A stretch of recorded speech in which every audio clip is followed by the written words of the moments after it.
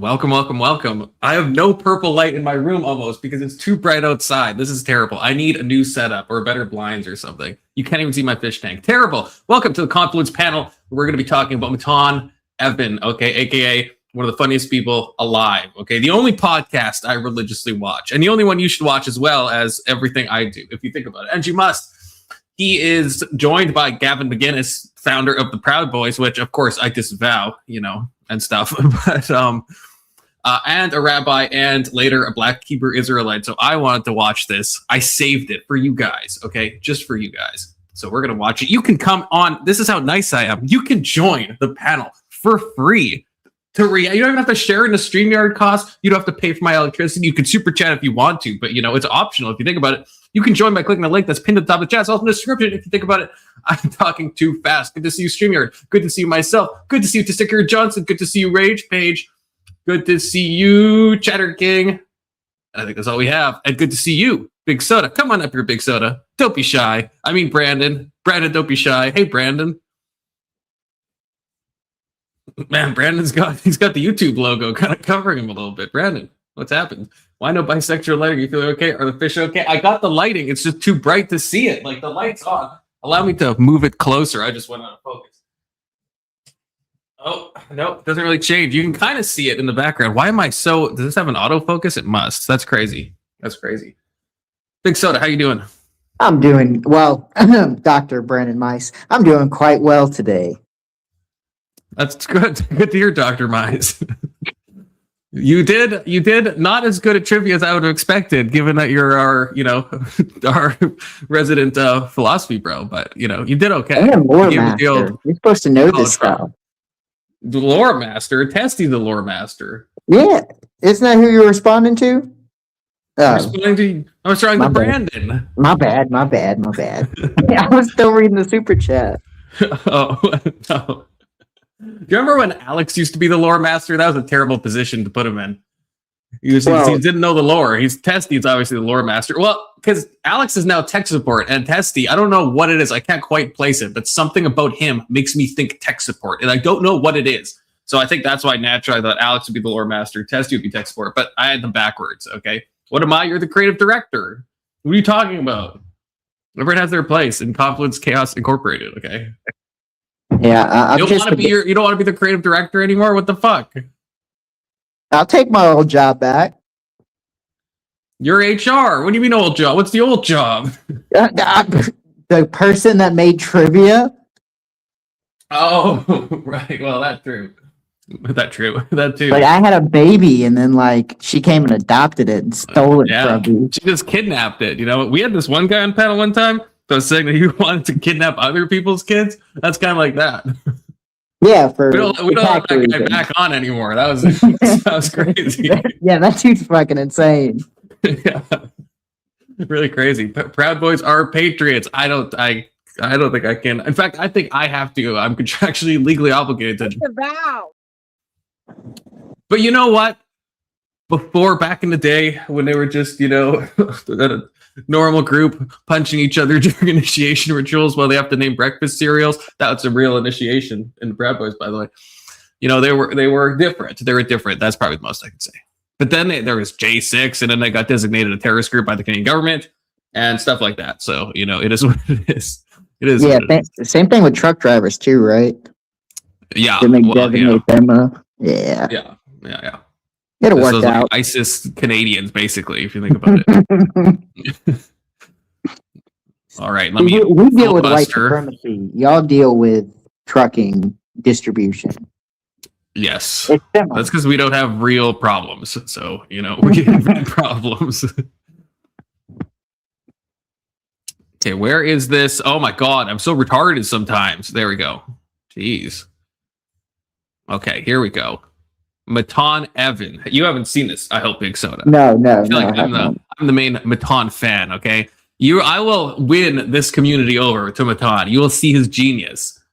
Now, I'm not sure. He bought everyone triple Whoppers, okay? Even though Jews obviously can't eat Whoppers, and half the people on this panel are Jewish. Probably some intentionality there if you think about it. Yeah, I think... It's also a nice gesture. I think he's had the black... If this is the same black Israelite I'm thinking of, I think this It's the second time he's had him on his podcast. Yeah, I don't know if it is clips of the first. Because I only saw like the first like 3 minutes of this, and I was like, I want to watch this on panel. And there was no Black Hebrew Israelite yet, so I don't know if he jump scares the Jews with the Black Hebrew. Because at the beginning it's just Gavin McInnes and then like 2 Jewish people, and then his like co-host, and then but the thumbnail has a Black Hebrew Israelite, so I don't know if it's the same one, but probably because I think he's had Black Hebrew Israelites on like 2 times now, so this would be like the 3rd time. And one of them I didn't realize for so long. Do you know what fish tank is? We talked about this. No. So like you probably have. I just don't know. Sam Hyde has this show called Fish Tank. That's like an insane reality TV show. Like insane, but it's not on TV for obvious reasons. Like he finds like mentally unstable people and puts them in a house and like does messed up stuff, and it's like filmed 24/7. And like it's like a stream house that people are in, but he like tells them it's like on a big TV station, but it's not. And anyway, one guy on there, I think he won. Yeah, I'm pretty sure he won the season of Fish Tank. He was on the Matan Evans podcast as a Black Hebrew Israelite. I didn't recognize him for so long, and I was like, "Oh my god, that's the guy from Fish Tank." Why is he a Black? He didn't used to be a Black Hebrew Israelite. He's like some like gay Black guy. And all of a sudden, he's a Black Hebrew Israelite. All of a sudden, he's on Matan Evans podcast. So he's found purpose. Yeah, I guess so. Because I mean, there is Fish Tank is a good show, but I will say there is some ethical gray areas there because he really does find, people that maybe are like not, like I said, not the most mentally stable. And then there's a question of if it's good to put them in a content house, lie to them, do some fucked up stuff to them, and film it all and have it live running 24/7. But maybe we should do that with the Discord. That would be if we had the Conflu house. Holy shit. We just take the most unhinged people. We just collect our own little whack pack of like Stacy's and the dudes and Eduardo if we could find him. And we just take out Maryland, definitely Maryland. All the together. Yeah. Oh, geez. See, that's how this starts, right? I can see getting carried away. This is where dopamaxing leads you. If I was in Sam Hyde's position and I could pay all of those people to come out to a content house and stream it 24/7, am I saying I'm better than that, right? The truth is, probably not, okay? Probably not. I'm probably not either, to be honest with you. It's just too good. It's like at a certain point, the content becomes too good. And I understand that might not be like the morally correct answer. I mean, not different genre, but same like circus show. You ever seen Love on the Spectrum? I've seen the clips, but that's yeah, like that is you want a Dopamax? Oh man, that's intense. I don't like you. The average autistic dating experience. Like, do you share these 3 common interests? Oh, you don't? Okay. Nice meeting you. Hey, to the point, to the point. The Black Hebrew Israelites say, "Praise be unto the Most High." That's me. Chatter King, you're the Most High. Okay. He is the king, I suppose. That's true. Who the fuck is Abby? Is this someone from the autism show? No, that checks out. There's a girl on there named Abby. Oh, okay. Yeah, I don't know. All right, but on to the main event. Matan Even. Hello, everybody. Welcome back to the podcast. Oh, let's go. We have a special episode. Big chillin' now. Welcome in Rabbi Yosef Mizrahi, along with his 2 goons. Yes, come in, please. You sit here. Debating him will be Gavin McInnes. Gavin McInnes. I love that the studio is so like rabbis as well. So ratchet, right? Like he's got a lot of money, but like the curtains, everyone's like squished together on like these uncomfortable metal chairs, sitting like way too close. Like he could just do like a Fresh and Fit or whatever podcast studio and make it normal, but nope. This is just it. Do you know if did he graduate college and stuff like that? Like, does he have a particular type of degree or? I know, because I think he's only 19, I want to say. It's a little confusing because he always would lie about his age and say he was 17 when that was impossible, but he is still very young. He's like, yeah, I think 19, I want to say. And he got famous pretty early on, so no, he didn't go to college or anything. You don't know who Matan is? Oh my god. Yeah, he mogged the entire internet. This is the guy. For those of you who don't know, he got famous from two things. The first thing was when he went up during the Steam Awards and then just walked up to the mic and then said, I would like to thank Bill Clinton, my rabbi. If anyone has seen that clip, that's when he was very young. And then he also got big in that whatever dating podcast that was on, where he asked the girl to name 10 books and then made fun of her when she couldn't name 10 books that she was naming like series. Game of Thrones. Yeah, she said Game of Thrones and then Twilight or something. And yeah, so he's pretty funny, but no, I don't think he has like much of a. He's into. I mean, he's always been into politics. That's the one. That's sometimes when you see his like mask drop a bit because he was super into the Hong Kong stuff. That's the like his early videos when he was still like 12. He was like, he was like making videos about Hong Kong, and then if that gets brought up now, he'll still get like a little. You can tell he's like passionate about Hong Kong getting absolutely wrecked by China. I mean, they've just arrested They've just arrested like all the protesters, right? Like that all got stamped out. They use like the blanket of COVID. I'm telling you stuff you already know, but yeah, that's the crazy thing. They're just like all in jail. Like everyone that was like protesting, they just get like fucking disappeared. So like the problem is like solved because China just like disappeared everybody. The reason I asked is because he's very good at making people uncomfortable. So I was wondering if like there was a deeper meaning of why he enjoys to make people uncomfortable. Is there like I guess it's like a psychology aspect to it, to where like this is his fascination. Yeah, I don't know. It's like some people are just like built different because like when I was like 14 or 13 or whatever, it's like, yeah, to get the idea I'm going to go into the Steam Awards. Like, I'm not saying it's like peak comedy, but it's just a crazy thing to just get the idea to do. I'm just going to walk on stage and pretend like I won an award and like probably no one's going to stop me. Like, you know, like, so I think he just likes getting into those like deeply uncomfortable, awkward situations. Mm-hmm. And some people are just fucking like that, which is very enjoyable to watch. Good to see you, Steelman. Yeah, no one can name Steelman's book, okay? Although I have, I was reading the reviews of it, okay? One day I'll read it, or more likely I'll listen to the audiobook, Steelman. Let's be real. Yeah, I would probably do that. But if you came to a hotel near me, Steelman, or if you opened for a slightly famous rapper, I would go to both of those things. If it was local to me, I absolutely would. So if you ever open for Bone Thugs again, or you do another hotel little whatever you were at, like a Holiday Inn or whatever, and you did that little speech thing, I would go to a seminar of yours, okay? In a Holiday Inn, to be clear, not anywhere else. Gavin, you'll take a seat right here. Okay. Welcoming the moderator for today, Mike. Welcoming Mike. Who's sitting next to you?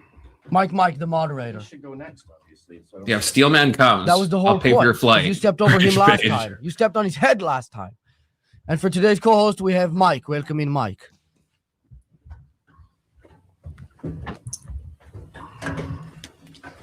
Crammed in here. The first look how squished everyone is. Freezing in. So I've taken the opportunity. Less than like Mike for every two people. You want to enjoy yourselves during the episode? We don't eat non-kosher, but thank you for the, But what about the French fry? It's a potato only. Also not, but we appreciate it. Thank you so much. They fried in the same fryer. What about the drink? Drink. You can have it?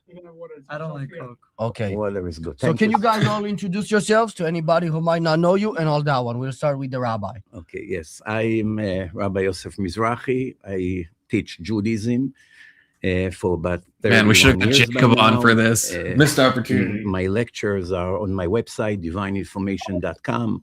I also have an app, Rabbi Yosef Mizrahi. There's thousands of lectures there. And basically every topic you ever thought about, we discuss over the years. It makes an impact on the life of many, many Jews and Gentiles. And that's basically what I do. And now you. My name is Gavin McInnes. I started the Proud Boys. Those, Commonly labeled a hate group, which is false. a little more than that. I'm kind of seen as a Nazi by the They're a loving group. Yes, I'm seen as a Nazi by the radical left and a Jew lover Far right by is the the radical best. right, which I think is a good place to be. Which actually makes you a moderate. Yeah. So when people point to moderate, they can use Gavin McInnes. They push and pull you until you're in the middle. Okay. Now this is a little bit interesting because he's actually. Do you remember when, I don't know if you know this, do you know Gavin McInnes once shoved a dildo up his butt on stream to own the libs? I don't remember exactly why or what point it proved, but that's a thing that happened. So we got a real cast of characters here, okay? But it seems like the Jews want to have a serious discussion, which I never understand. I mean, this what happened with that Christian father-son team that I always forget their name. The Canals Cliff, or something. Yeah, Cliff it's like someone else, his son. Yeah. And it's like they came on, and I can't, maybe it's the same reason with the Jews. Oh, they don't really proselytize. Like, I'm sure those Christians went on to be like, even though this is going to be like a shit show, you know, maybe we can still like evangelize. But then with these people, it's like, yeah, what I guess you're trying to promote Judaism, but Jews don't really do that much. I don't know. Maybe they do sometimes. Because yeah, you're probably not gonna like, if you've watched any of this, like any of his channel, right? You probably know what you're in for, you know. It's not going to be like a super serious, you know, discussion. I just realized there's fries all over the table. I didn't realize that till now. There's just random fries all over the table. He asked something like if they would want to eat the potatoes. I guess he was commenting on their kosher and if they wanted to drink the drink. Yeah, which they can, I think. Yeah, I think they can drink the drink, but they can't eat any food. No, I'm not entirely sure about the drink because I know certain soda products we have to sell with a kosher lid, like because we have to change a certain ingredient in it. But Coke, at least unless it's different in Canada, which maybe it is, but it's got that little U on it, which I think means is the symbol for kosher. Does your Coke have that? Ours use a green lid. Like if you've ever seen a Coke bottle that's got a green twist on cap, usually that's what we use to indicate that this is a kosher-free product. I don't know. If you may not be wrong. You may not be wrong though, because I didn't know what I'm talking about. That it's like a little U. It's a very small symbol. I'm trying to see if I don't know if White Claws are kosher. Is alcohol kosher? Can Jews drink alcohol? I would think so. Yeah. Yeah, they might. Oh, yeah, they must be able to. Yeah, see, this doesn't have the U. Does anyone know what I'm talking about? I don't know if this is just a Canadian thing. It's very small. Like it's almost like a little trademark. I wonder if my body armor, not a sponsor. It does. Okay, wait. You're not gonna be able to see this probably, but I wonder if yours has this. Let's see if we can see that. Oh, you can see it. See right above. Yeah. Where my finger's pointing. Yeah. And so all our products is like stamped with that if it's kosher. But I don't know if that's a Canadian thing. Like I have no idea. I mean, because I know the green cap on the like original Coke was always something that I would see depending on which region I would go to their warehouse. And so I would see a couple here and now. And the official meaning that was told to me is because it's a kosher identifying product. But body armor kind of makes sense if it has that U because there is no animal products in it. It's coconut water with, I guess, natural abstract flavoring. What's the animal product in like Coca-Cola? I think if I would presume, it would have something to do with either, I guess, the preservatives they put in it or because it wouldn't be the sugar. It probably wouldn't be. Yeah, it wouldn't be the sugar. It wouldn't be the actual water that's in there. It would be something in the mix of the syrup. Doc Siemens says to Sticker Johnson. Testy, check your cans. You're Canadian. Rage Page is saying her Dr. Pepper doesn't have the U. Maybe the U is just a Canadian. Or maybe Dr. Pepper, for some strange reason, isn't kosher. I'm not sure. Now, Coke is made differently depending on the region it's in. So, like Mexico has a different formula than we do because, like, they use the cane sugar and everything. We use it now, but like before, depending on where it used to be like the corn syrup and stuff. Yeah, we all got the U. Wait, so do Americans have a big soda? You must have a product in your house, you know. Here, you must have body armor in your house. Okay, we can do a direct comparison. Fine. I've got some. I guess that one. I got that. And a Rockstar's got to be kosher, right? Actually, I don't know.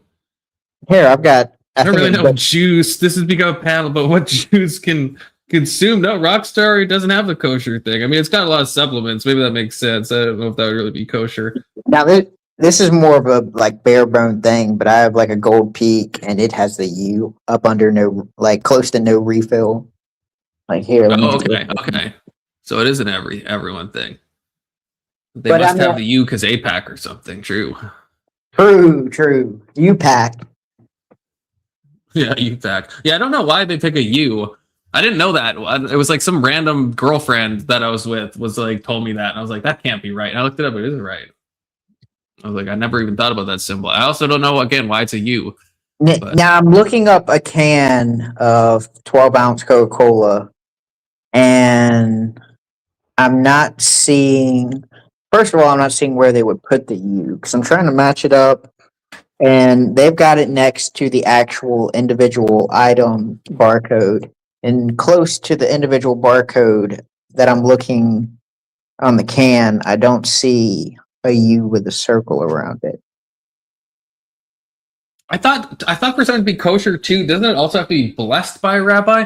But I think you can do like a batch blessing. But then with my like body armor, it's kosher. Does that mean like every time like there's a massive even if it's a big batch, it still feels onerous to have some rabbi come and just like bless the body armor? Like, is that do they really do that? You know, because I think for it to be kosher, it has to be both kosher products and blessed. I thought, unless there's like degrees of kosher, and then sometimes it's just like this doesn't contain stuff you can't eat, and then there's like another level. Yeah, It stands for Orthodox Union. Okay, is that true? I guess it is an O with a U in it, so I guess that kind of checks out. So maybe they do have rabbis. Like, does Coca-Cola employ rabbis to come and bless, their products, or do rabbis just do it for the love of the game? Well, this is where we get into the weird territory because of how Coca-Cola is as a company. So, like, they do the bottling. We are more on the distribution side. So, if they're bottling without the U from what I'm looking at, and then I guess this must be a like unique to America thing. So, but I don't think they would get a rabbi to come in just because all the sister companies up under Coca-Cola are like Christian-based companies, or at least promote Christian values. Yeah, So that's true. It probably does. Depend on the area. If there's more Jews. Our distribution is a Christian company that was bought by Coke. What I work for would be CCBCC, so that'd be part of the actual bottling consolidation. So we're the ones that get it out to everywhere. That's a Christian company. Coca-Cola Bottling Corporation of Christians. No, Coca-Cola Bottling Consolidation Incorporated. Or that was pretty corporated. close. That was pretty But close. it's like Coke as a parent company. I don't think they share our Christian values, and so I'm not entirely sure that. I don't know. They support Israel, don't they? That's why they're on what's the BDS list?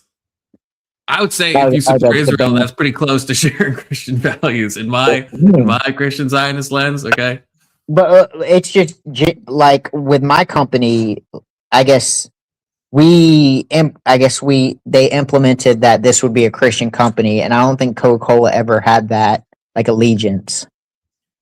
Wait, is this true, Testy? Is that's just a halal thing? I thought rabbis had to freaking bless the stuff. Sometimes I don't know if Testy's feeding me good information or if he's feeding me atheist lies. It's hard to know. You would know more than I would, but I didn't know they had to pray over it. I could be wrong. Maybe I am just thinking of the halal stuff. I don't think so. Okay, now Testy giving us a confidence interval. Could be true. We're not sure. As he just claimed, maybe they'll bring it up. Burger. It's a lot of patties. It's like he's a triple Whopper. I got as much non-kosher meat. I wish Matan would buy me a triple Whopper, which I wouldn't eat because I'm a pescatarian now. No, it's actually because in case they wanted to break the kosher. If you think about it, the percentage in Taco Bell's beef is so low. You could probably still technically eat it and only be like. I could definitely eat Arby's. I'm confident about that and still be vegan. That's disgusting. Confident. I would never. But Gavin here actually. He's pro-Israel, so we can't really get into that debate because obviously you guys are as well. So maybe we'll start off with him being a Christian. You believe Jesus right now is burning in shit, right? Oh, let's go. Starting off strong. Maybe Seaman? I have nothing personal against Jesus. See, and this guy is a liar. He is a liar. I'm not trying to be anti-Semitic here, okay? But this guy has said this. Matan points this out, and I stopped watching after this. This guy has said that Jesus is burning an excrement, which is in the Talmud. And now this guy just keeps saying, not necessarily, not necessarily. But you said it before. Yeah, you just don't want to stand say on it it. publicly. Yeah, just Stand 10 toes on down it. it. And then I mean- Gavin, I don't want to spoil, but Gavin is a little cuck. And he's like, oh, and he says what, I don't want to like throw Jacob under the bus, but what I think Jacob said that we don't know if that's the Jesus they're talking about, which I find to be an insane argument because like obviously what other Jesus are they talking about at the time? You can't point to any other Jesus. And there was a Jesus that caused a massive movement that thought he was God and stuff. It makes sense that if you have this, what you see as a false Messiah and stuff, that you would be talking about him and not some random guy named Jesus that nobody knows about. So I don't like that Gavin's like carrying water either, as you'll see. But it is what it is. We need Kirk on panel. Yeah, Kirk. Yeah. Yeah, Testy's tagging Kirk. I see that, Testy. Good job. I'm just speaking, what's the real religion of God? Is it Christianity or is it Judaism? Once you prove the point, then it's not relevant anymore. But a lot of rabbis, I think including you, say that he's burning in excrement, right? Well, that is not the only Jew that has to be judged for certain things he have done. See, what So when a Jew little follows weaselly the Torah and bastard. They live according to the divine laws, they get rewarded. And if they do the opposite, they get punished. And it applies to everyone equally. So what will I be burning in? You don't want to know yet. There's a lot of controversy. You'll There's a find lot out. of controversy about excited. that quote. You'll find You'll out. find out. People say it's not necessarily Jesus. And also, I think the Goyim have to understand that the Torah is 600 years of podcasts transcribed. It's 600 years of conversations. So you're going to find some saucy stuff in there. First of all, not the Torah, Gavin. Okay, Gavin making me hate him in this. Okay, the Talmud, not the If you were freaking to go through Torah. 600 years of Joe Rogan. You're going to find some rough stuff. But You could go through 1 hour. it's a myth that Jews think that Jesus is boiling an excrement. That's also not true as well. So much carrying water. Okay, it's not like I have a lot of panels. You could probably find a lot of crazy shit I've said, but I haven't said. There's still a line. There's still a line. Surely, I think I could do hundreds, thousands, nay, tens of thousands of streams. There's still a line where it's like, yeah, with the humor, maybe I'm going to cross a few lines. Get a little excited, but the stuff in the Talmud is fucking crazy, right? Like I feel like that's a limp-wristed excuse for some of the stuff in there. Not trying to be anti-Talmud, except I kind of am anti-Talmud. But Well, to stillman this is the Talmud, isn't it a collection of the opinions of rabbis and how they look at scripture and like how they would apply it to modern day? it is, and that would be fine if it was just that. But at least the Orthodox Jews, they believe it. Like they can't. It's similar to like a Bible in a way. Like they wouldn't say it's the same as the Torah, but it's not like they're allowed. They don't have the latitude to look at a passage in the Talmud and say that's wrong or that's fucked up. They don't have that latitude. So if it was just like a pick and choose, if it was like kind of like how our like church fathers are, where we could like look at something like that, I don't know, Origen, was he a church father? I can't remember. I think he was excommunicated, actually. That's a bad example. But, we can't pick, we could look at someone's books, Tertullian. I hope he wasn't excommunicated too. And we could be like, that's a fucked up passage that he said. We don't agree with that. We have that latitude, but they don't with the Talmud, which puts them in the same situation that it puts us with like the Old Testament, where we have to like find some explanation or some dealing with it. But the problem is the Old Testament can be messed up at times, but it's not nearly as messed up as the Talmud is. And this is what I fought about Kirk with. I can't remember exactly why, but I remember I was playing Mario at the time. It was one of those like gaming streams, because I was saying that's the big issue with like the Talmud, is that you have to agree with all this. And Kirk didn't even deny it. He just said he talked to his rabbi about it. Actually, I wonder if Kirk has. Next time he tries to jump scare me with one of his math Wikipedia pages, I'm going to ask him about that. Because he said he was going to ask. He's like, I don't have an answer, but I'm going to talk to my rabbi. Well, Kirk, we'll see if you did. No, that's literally what he thinks. I saw a video of him saying that from like a couple months ago. Do you really think that Jesus is boiling an excrement? I don't know. I'm not got to know that.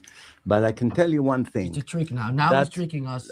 No, I think he is tricking you. See, Matan knows. Yes. We're not arguing about an individual. We're arguing and the fact that he's eating the New food off the Testament table is is funny. the book of God or not? I had a famous He's debate. just grabbing with fries Christian off the professor, table. 3 hours. Please watch it. Debate. Judaism versus Christianity, you'll get the answers to all your questions when it comes to which religion is the divine religion of God. Maybe we should just link to that and go home. No, that's, by the way, you can do it after when you have some free time. But that doesn't really answer the question. I know that might not be your main concern because to you, Jesus is not God, but obviously it's a more important issue for him if he's boiling in shit, in your opinion. So let me tell you. Matan's just trying to. Matan is like Testy, just trying to like pick both sides He here. was a religious Jew. That's why we love Testy was so going to much, yeshiva. because we love Look at- Matan. He never. Look at Gavin is like picking up his Whopper and like, I don't know, taking the onions off. He's like not interested in getting rage baited by this. Even Matan's looking at him doing it. started Christianity. Christianity started 300 years after he died. Oh, he's There's eating it. different arguments. You gotta how give him long balls to after eat he Matan passed, food, you know? Christianity actually started. The lowest opinion is 75 years, which is 4 or 5 generations after he died. And some opinions that it I think, happened 3 Matan zoned him out. It's nothing to do with Christianity.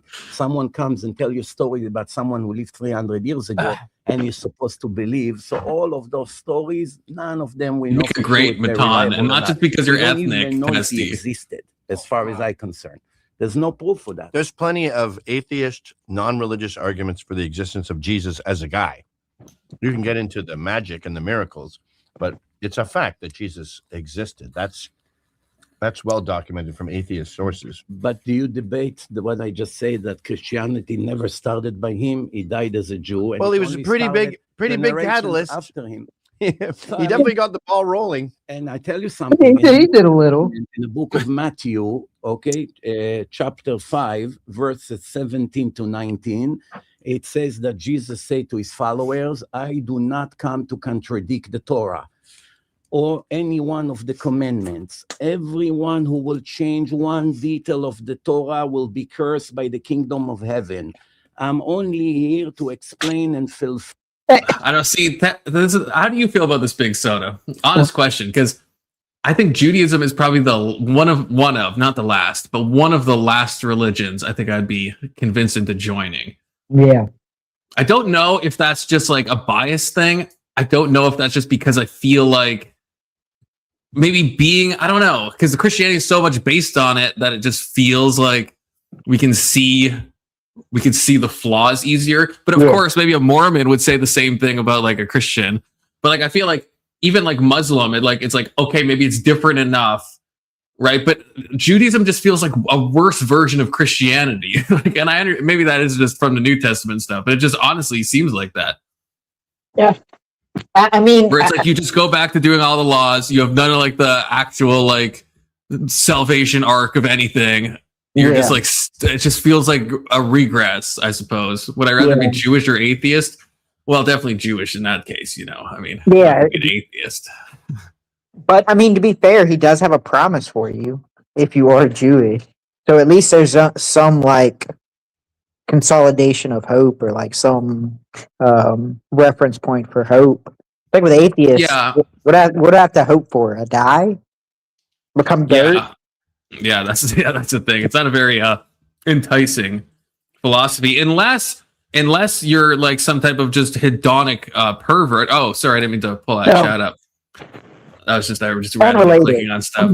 Unrelated, because then you can kind of take it as a license to just kind of like do what you want, right? And just like, what's that called? The hedonic calculus that we learned from Rage Page's trivia, then you can just do the hedonic calculus maxing.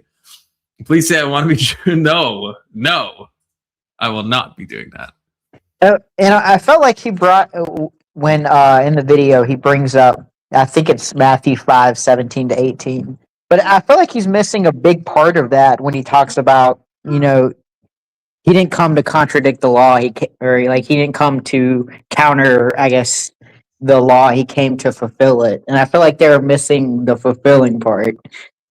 Yeah, they're just like, oh, I didn't come to abolish the law, and then Jesus just stopped the phrase there. It just ends. He goes back to the temple, starts whipping some Jews again. Like, good to see you, Lobster. Yeah, this is the thing. I feel like there's so much like, I don't know. That happens though. I guess I don't know. It's like it's so different. See, and no one any atheist watching, aka testing anyone else, this is what I'm constantly annoyed by when and maybe everyone feels this way when they're talking about their other religion. Because I feel like when Jews talk about Christianity or Muslims or atheists, it's very rare to get someone that actually understands. Because it's they're always saying stuff that's just missing the point completely, or just talking past it, or misinterpreting scripture, or misinterpreting the church, or it's a constant thing. That's why I like someone like Alex O'Connor, because I feel for an atheist, he seems to really understand. When he talks about Christianity, I'm yeah, he's got it right. What he says about it is what I would say about it for the most part, right? Where it's when you listen to someone like a Richard Dawkins or something, or a Christopher Hitchens, right? It's so not even the same. And it's I don't know if Alex, I don't know if it's because he used to be a Christian, or he wants to believe in God, or he's just that intellectually honest that he can grok it easier. But yeah, I feel there's that constant thing. So when the Jews talk about it, it's they really have no actual experience of it. And so I feel that leads to these weird conclusions, or these weird citing of scripture. It doesn't really make sense. And I don't know. It's weird because I don't think now, I guess there could be some lack of experience, but I don't think I've ever heard someone, I guess, be able to steelman Christianity, do so well in understanding our beliefs, and yet provide so many counters that Christians have thought about and something that they deeply reflect on. And it seems more so than to proving Christianity wrong, he wants to understand why you believe it. How did you get to this point? What led you to this point? And so he wants to make sure he's accurately representing what you believe before he critiques it. Right. And I think that's definitely pretty rare. I guess, it's probably also rare the other way around too. Yeah. It's probably hard. It's probably when most Muslims would watch, I even saw this in a lot of the comments when we did that. What's her name? Not Kamala. That's not her name. Cora. Yeah. When I got a few comments, which I always think is funny because the videos are not meant to be, the live streams are up, but they're not really meant to be watched after. But I always get a few comments of people getting angry at various things, which I appreciate them watching. And there's a few on there of Muslims getting annoyed. I'm sure it is annoying to listen to us talk about Muslims, because we probably sound, we're not trying to understand it either. Yeah. I get it. It's I don't really have, I'm not, I guess that's the thing. It's I don't, maybe with Alex, maybe what makes him good, because what he says is that he wants to believe in God. And unlike some people, that shall not be named, not Testy, to be clear. I'm not talking about Testy, or Avery, actually, no one here. But there is some people that we've talked to that will say they want to believe. I don't actually buy it. And it's it feels shitty to say, but I'm I don't actually know if I internally believe you. I don't know if that's the case. But with AOC, Alex O'Connor, not the other AOC, it seems he actually wants to believe it. So then he's making an attempt to understand. Whereas with something like Islam, am I actually really wanting to be a Muslim? Whereas Alex, it's if you're a nihilist, right? Or you know what I mean? If you think there's just nothing at the end of everything, and you sincerely don't want that to be the case, and you want there to be a loving God, that makes sense. But I already have my loving God. I already have something, So why would I want Islam to be true? In which case, then I'm not going to put myself in some empathetic situation where I'm trying to understand Islam in that level, right? It might be, maybe the best I could do is an intellectual, honest understanding, but it would never be that experiential yearning that I think Alex O'Connor has for this. And to be fair to those Muslims, I don't think me and you have that same makeup as Alex O'Connor, where we have that, I guess, that genuine, response to atheists the same way that Alex has to us. Alex is a pretty high model. There's not a lot of people who engage in conversation and engage with things that they disagree with, and be almost, in my opinion, 100% genuine in that engagement. Yeah, it's definitely rare to find on all sides. Yeah. Brandon says, "Did you guys see where Matan brought in the Black Israelites guy, and that's their last name? I still don't know how to say that name. Yeah, that's the guy I'm just talking about that. That's the captain or King Tazaria or Captain Tazaria. Yeah, he's got a beard. That guy's a fucking pill, man. He always has that fucking stupid ass crown on or whatever. You know that, yeah, fuck that guy. But But yeah, I've seen that, Brandon. It is hilarious. It's fucking- There's this Catholic guy. And it wasn't on Matan or anything like that, but the captain guy was engaging with like 3 Catholics, and it's a Catholic that I do listen to what he thinks, and I think he's very knowledgeable on scripture and stuff like that. But like it's to the level to where some people are too genuine to be in this type of environment, and he was one of them because he was getting spoken over, and that's how I felt about the stewards or the connects or whatever the fuck they're called. yeah. That's the thing. If you go up against someone like that, the captain guy, it's like, yeah, because he's such a little shit. It's like you almost have to be a little shit, or yeah, you're just gonna get like. Because it's similar with Jay Dyer, and I love Jay Dyer's content, but it's kind of like if you're more soft spoken, Jay Dyer, it's not that he's being more knowledgeable than you, or I mean, you may be just as knowledgeable, but there's a way he interacts in the conversation to where if you're coming from a soft spoken, I guess, framework, then he's probably just going to walk all over you, and the conversation's going to greatly appear like that you don't know what you're talking about just because of your soft spokenness or the way you engage. This is how I feel when you engage with some people, Big Soda. I know. I just feel Big Soda's just too nice. and these people are just too not. They're too nice for a retard like Captain Fake Jew. True. Well, to be fair, there are people that do engage with me that are, I feel like, just as genuine as me. Testy's one of them because like when we get serious, he there's a genuineness with him that I like talking with him. Same thing with Brandon. Definitely. Like they've got their jokey side, and then like when you get down and you actually talk about it, like because I remember the first night I met Brandon on that panel with it was like you three or it was radical. That was the radical coder. Yeah, panel, right. Yeah. And there's a lot of stuff that terminology that I'm hearing for the first time because I'm not a smart boy. I sometimes be illiterate. And so when I hear like him bringing up certain terms and stuff like that, and then I actually engage with him with it, it didn't seem like there was that kind of hostileness that I get with other people. Names won't be named. Well, yeah, and it's a very good thing, not to like glaze Brandon, but it's a very good thing because and I can have an ego at times, I'll admit it. And if I'm talking with someone who's like super, let's say, aggro, and I get that like sense, then it's like if let's say I don't know something, it's like the last thing I want to do is admit I don't know that thing. You know what I mean? Yeah. Because then I feel like they're trying to cuck me already, right? And I mean, Ryan had that effect where it's like you don't want to admit because Ryan is just a little. I mean, I like Ryan. I don't know what happened to Ryan. Maybe he died. I'm not sure, but I like Ryan. I like talking with Ryan.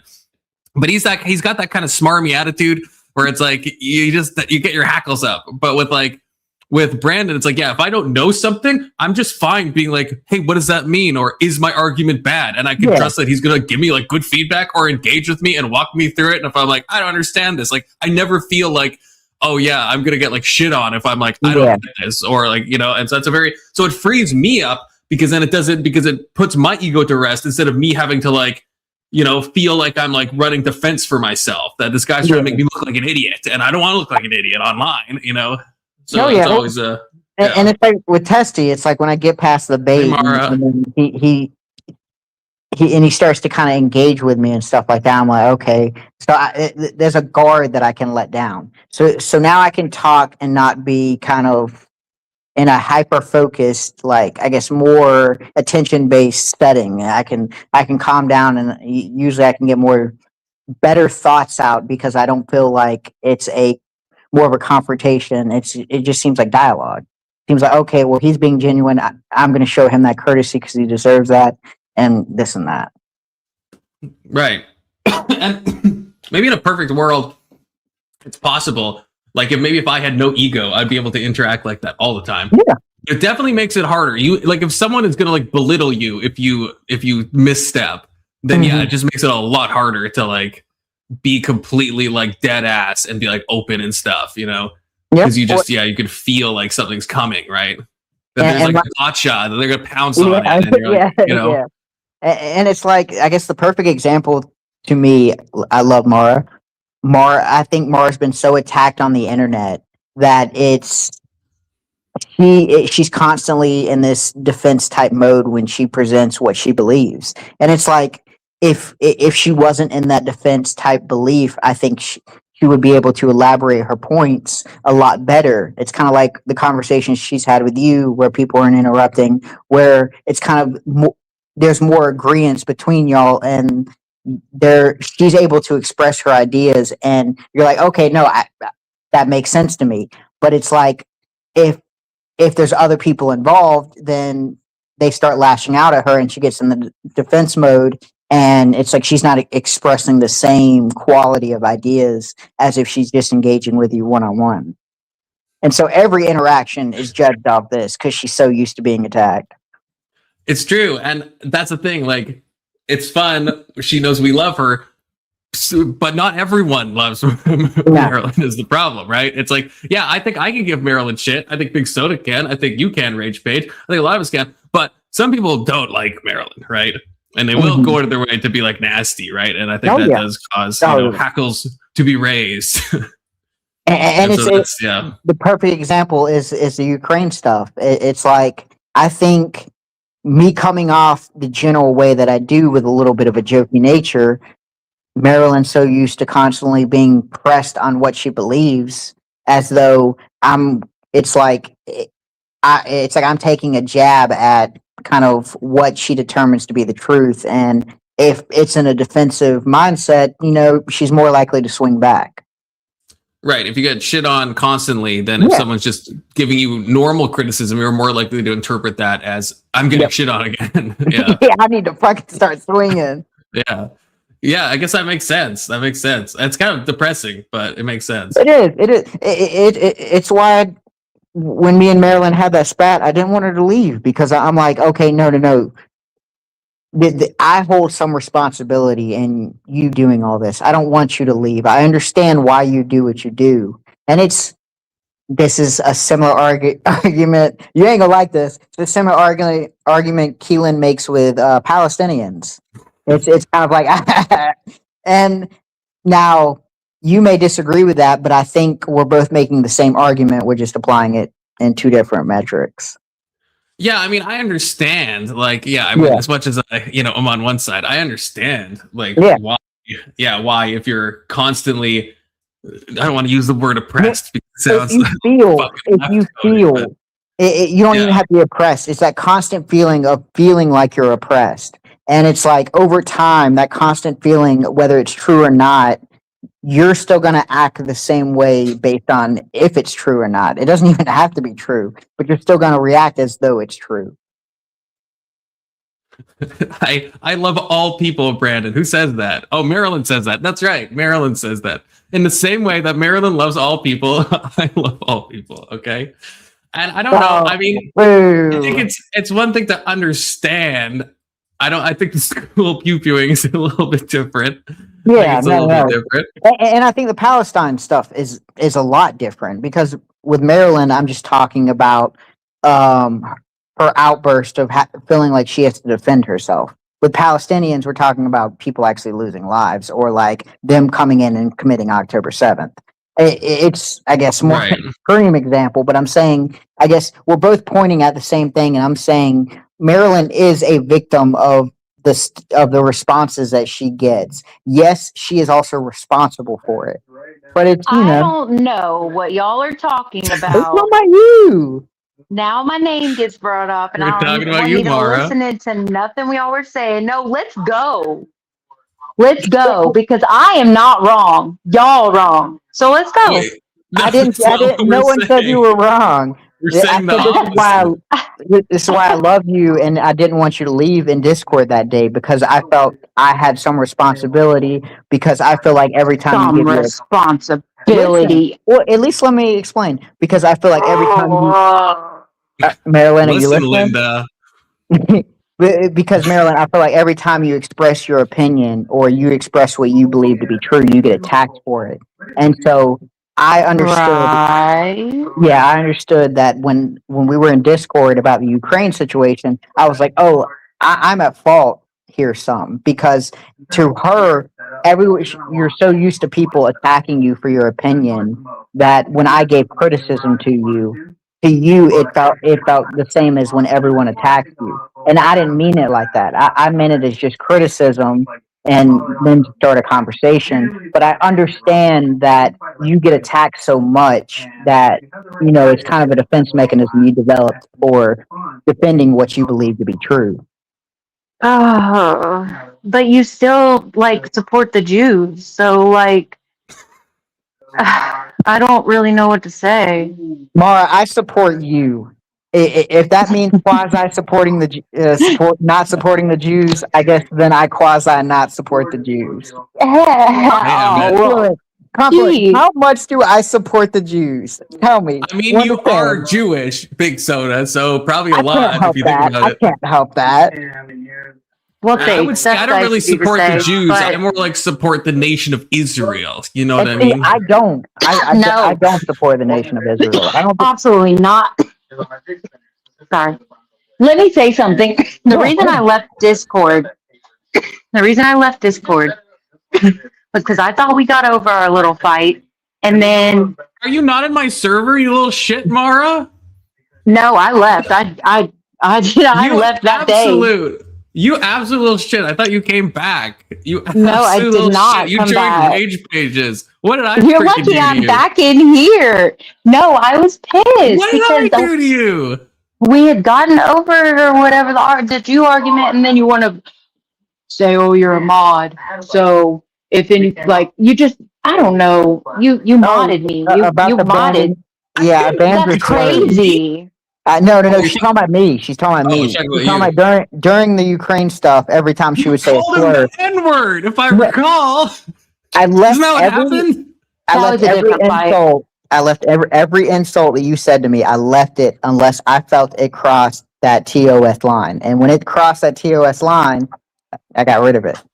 But I but tried we to had- protect you on that, Mara, too, because then Keelan was like saying, "Did you actually say this?" And I was like, "No, I don't think she said that," because it was already deleted. But then he already figured out that you said. I I definitely was trying called to him help that, you. but I didn't know who I was talking to. It really didn't matter.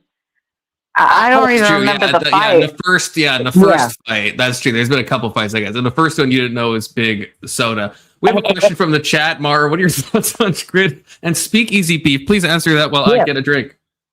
Okay, so I am not. Down.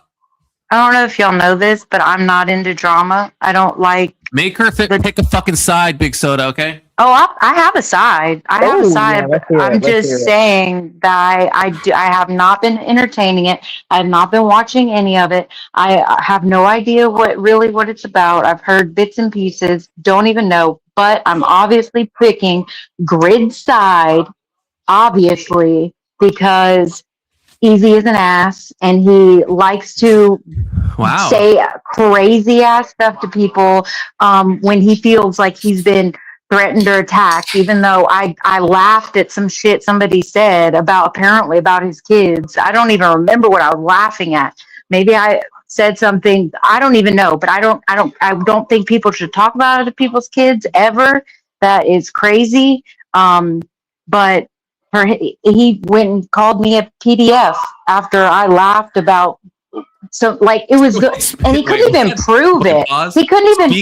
Speakeasy called you a PDF file? Yes, for laughing at some shit that they were talking shit about him, and I laughed, and he called me that.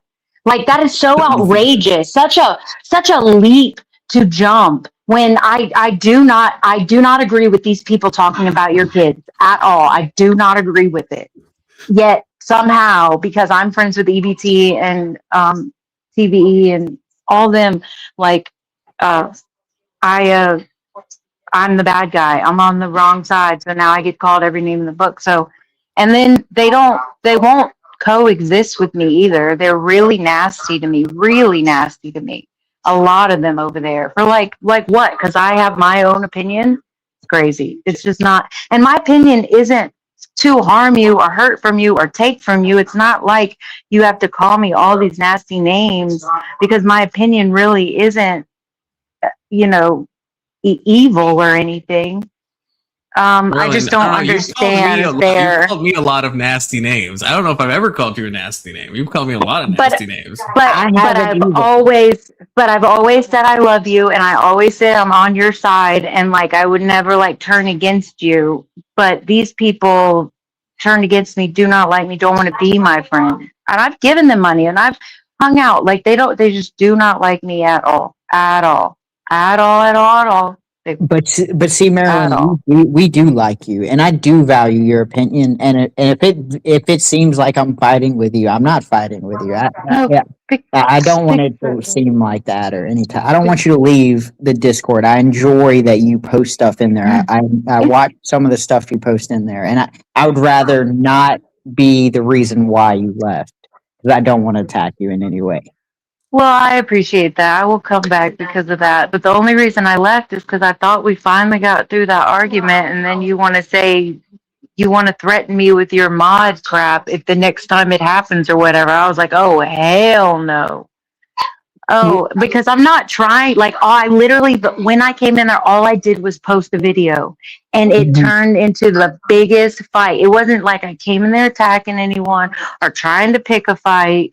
So, like, for you to say that at the end, I was like, "Oh, you are not going to." Not me. I'm not the one. That was like a rat. It's just I think Big Soda, like Big Soda can speak for himself, I guess. But I feel like he only removes stuff if it's like actually like like I left the. I don't know if you can say it on YouTube. The CS word. I left the Jew cuck. I left everything else because that's fine. That's fine. It's just, I guess, as my role, I just don't want, I guess, that TOS to either hit Confluence in his Discord. There is no TOS on Discord. I've said everything in the book on Discord. There is no TOS on Discord. If you want to say it's a family channel and a family Discord, then do that. But don't say you're scared of the Jews. Marilyn, but like I'm not like what Testy's saying is kind of true. Like even as Testy pointed this out, and this is true, like misgendering is technically against Discord TOS. Now I don't really strongly enforce that, but it's like that's not what I say. That's just like that's what Discord themselves say, that you can get banned for this, which is crazy. I wish a tranny would. Yeah, so this is kind of they don't unless someone like reports it. It's not like they're monitoring it, but there's definitely is a TOS. It's just it's not like super enforced. But unless someone reports it, which is the risk. I'm also thinking long term. So I'm not saying that Confluence, you are going to blow up into some big streamer. But in the off chance you should say that. Yeah, I know. But in the off chance that it happens, and I see the way people go through Destiny's Discord. I see the way people go through Rob's Discord. I see the way people go through and target certain stuff. And I don't want this to come back on anyone in the Discord or back to Confluence in any negative way. It's kind of I'm doing TOS plus that. It's like I don't want people to then judge Confluence because people are claiming that he's going, like, you're allowed to, use racial slurs in his Discord or this, that, and the other. It's a PR thing. I will never call a man a woman or a woman a man. I will never do that. Ever. That's fine. I just brought that up as an example that like this is technically like Discord does have a technical TOS. I'm not saying I enforce it all. I'm just saying they technically do. And if someone reports it, it can get in trouble. But it's kind of what Big Soda's saying. I mean, that's one of two reasons that I don't allow like not safe for work stuff. One is because I think it's Coomer brained and I don't want to see that. And I don't want other people to see it. But the second one is that as Testy said, I think in the Discord, that stuff is just like a fucking thing. Because like you never know. Then it's like someone could be like, oh, there's a minor in the Discord and they're posting this stuff in the Discord. It's like, people will do all kinds of like crazy shit, right? So there is like a PR aspect to it. Okay, I hear you. I will come back and I won't like I don't start fights, but if you start a fight with me, I will do my best to bite my tongue and actually use my words. But if I use my words, you're going to be even more embarrassed. You're going to feel even more hurt if I stop cussing you out and actually like use my words. Oh my God, I'm afraid of the power that will come of this. Well, I'm fine with Jew cuck. I'm fine with you calling me a sea sucker. I'm fine with everything. It's just the TOS. I guess the N word, racial slurs, and I don't even know if I haven't been in an example, but I haven't seen anyone post that. I guess calling men or women or the opposite. I haven't seen anyone enforce that. I'm just directly looking out for, oh, okay, racial slurs. This can come back and bite us in the ass, bite people in the Discord in the ass. Plus, if Discord decides one day, hey, we got an email, someone reported this, let's shut down the Discord server. No, that's cool. As long as I can still say Jew cuck. Yeah. You can say Jew cuck all you want. If you want that to be my new nickname, I don't give a fuck. I don't think it's hurtful. I don't care. I also when we're negotiating. When I respond to you, I also don't want you to feel like, oh, good lord. When I respond to you, it may be me, and it's okay if I admit that, because I do get into it with people like Let's Chief, Keelan, and it could be the way I'm coming off. But I'm not attacking you, or I guess I'm more criticizing the idea, and it may feel like I'm attacking you, but I don't mean it to be attacking you. In no instance am I trying to tell you how wrong you are. I just want you to kind of explain it out for me. If you explain it out for me, I may be like, that's kind of gay, or this and that, but that's your opinion. You're entitled to that. That's your truth. Unless I have direct evidence, I don't know how I can dispute that. But let's go. Let's talk about the Jews. Let's talk about the Jews. This is why we're here. Let's do this. Why? Big Soda has like this remarkable way of pissing people off that seems impossible to me. It has to be me. But it's impossible. Like, I don't know, because there's been multiple people that I'll see you and I'm watching this play out, and I feel like it's not just that I know you. I'm reading what you're saying. It's like calm and rational, and the other person just fucking losing their mind. This happens to so many people. I'm like, what is going on here? What is happening? This happens with Let's Chief. It happened with Keelan today. Yeah, it happened with Keelan. I don't know if I probably Keelan gets mad at me, so I don't know if me joining in kind of really added gas to the fire. But I'm like just watching this play out. I'm just like, I don't understand how things are getting this like hostile, especially because a lot of these people know you. With Marilyn, the first time, right? She didn't know it was you, so that at least made sense. Understandable. That's why I'm partially responsible in this, because if she took this as an attack, I can understand why she would be defensive, because I'm going down this massive chain of why I think she's wrong, and it just feels like attack because you don't know who I am. And I'm not trying to attack you. I'm just, I guess, engaging with you, so it don't feel like, or it feels like you're a part of the Discord. It all started with the Bradley thing when he was losing his mind. He's saying that you were repeating Hillary Clinton talking points. That was the first one, and it just kept happening with different people. It spread. The Big Soda anger spread somehow. It's like people in my mind, it's like people getting like super ass mad at like Young Christian. It's just like, I can't imagine. Yeah. Although I guess I've gotten mad at Young Christian sometimes, but in like a fun way, in like a debate kind of way, not like actually like mad kind of way. It's like with you'll say something, and then at first I'll be like, no, that's fucking gay. And then we'll actually get into the conversation, and then it's like past that, it seems like, okay, we're just telling each other, or we're critiquing each other, or laying out why we believe what we believe, and it doesn't heat up. But it's like, let's Chief. Oh, by 3 messages in, it's catapult. Like, we're sieging each other's castle. Like, I was like, I don't know how I got here. With Let's Chief, he's like that so often on text. I don't know, because I don't know. Like, I've seen him a few times on like Horse's panel, but like most of my interactions with Let's Chief has been on text. So I don't know if he's like, because Testy, for example, right, is a chat terrorist, as we all know. Yeah. And then Testy comes on panel, and it's like an entirely different person. And Let's Chief has only been on my panel, I think, one time, and he had a very chill conversation with the dude. And so it's like, so I don't know if it's maybe just like Let's Chief in chat, he just likes doing that. But maybe if you guys actually were in a VC, would he be saying the stuff that he said? Like, probably not, is my guess. I'm not sure though, because like I haven't seen him on Horses too much. Yeah. Stop being my friend on Discord, and said, did you call Big Soda the N-word? And I don't remember what I said, but he unfriended me and was totally done with me. Yeah, I didn't like that. Whatever, That's why bro. I tried to gaslight him into saying that it didn't happen, but it was too late. If push comes to shove, if a real war started out, like who would survive? Who would be the most civil people? You got to slowly take the aggression off people. Like, remember back in the day when people used to burn U.S. flags, and everybody was like, "Oh my God, that's the most desecrating thing I've ever seen. How could you ever do that? Like, they should need to go to jail. They need da da da da da da."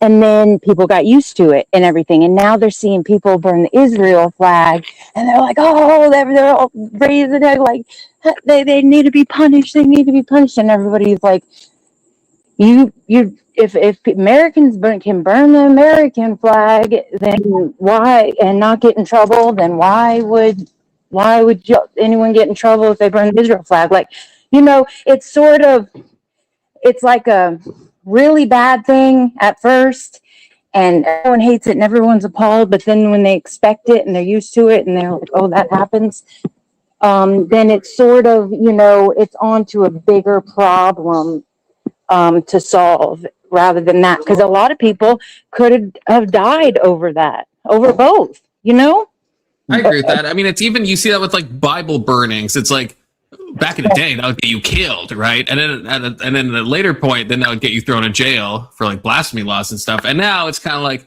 okay, yeah, you're just like a cringe atheist or something, like no one, like it's still bad, but it's like it doesn't hit the same, Yeah.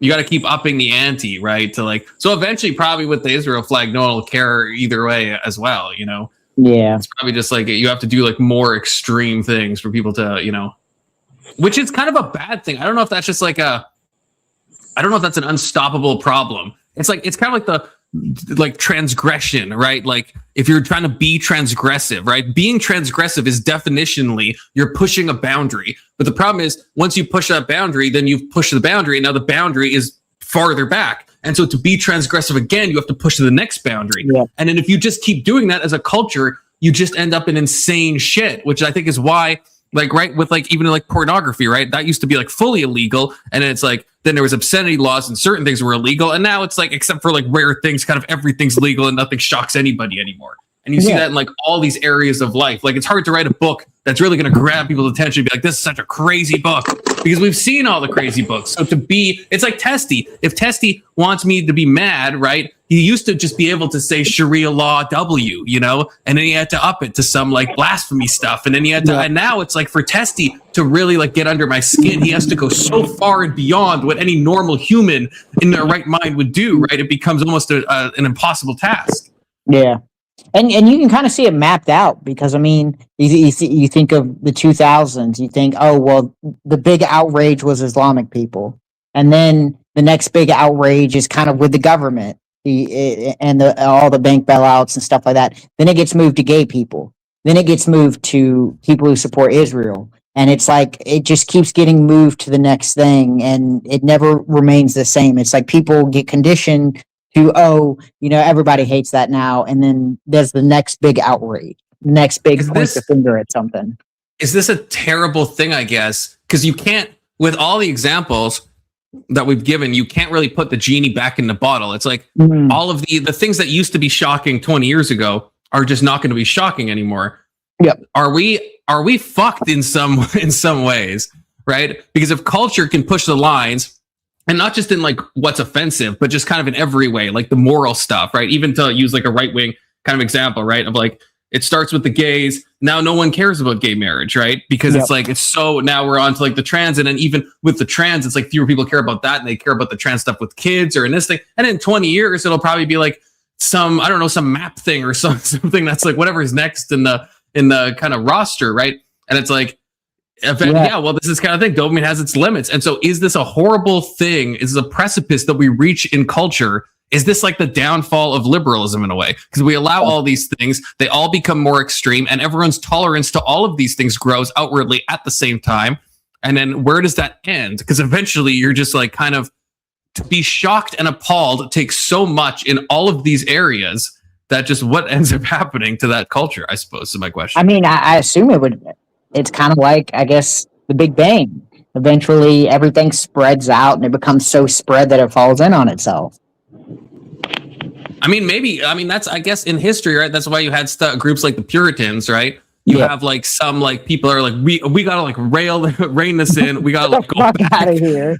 Yeah, and I wonder if like, but I don't know if we can do that on a cultural level, or if that's even possible, or is this why liberalism just doesn't work? I don't know.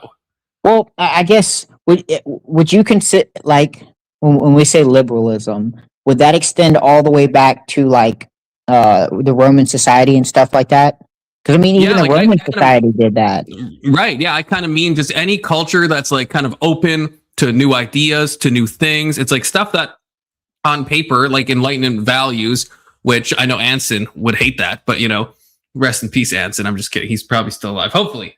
But right, stuff that I would consider good, liberal in like the big L kind of way, you know, the Jordan Peterson kind of way, right? Yeah. It's like I would say these are good things, but does it end up eating itself at a certain point, or where does it end? Because if we punt where we're at now to 100 years in the future, like what things, if we were quibbling about certain things 20 years ago that are now like so normalized that no one gives a shit now, then where are we going to be in 20 years and 20 years and 20 years? And is it possible to ever correct back to a more like neutral point, or are we just ever expanding into like utter degeneracy at a rapid rate?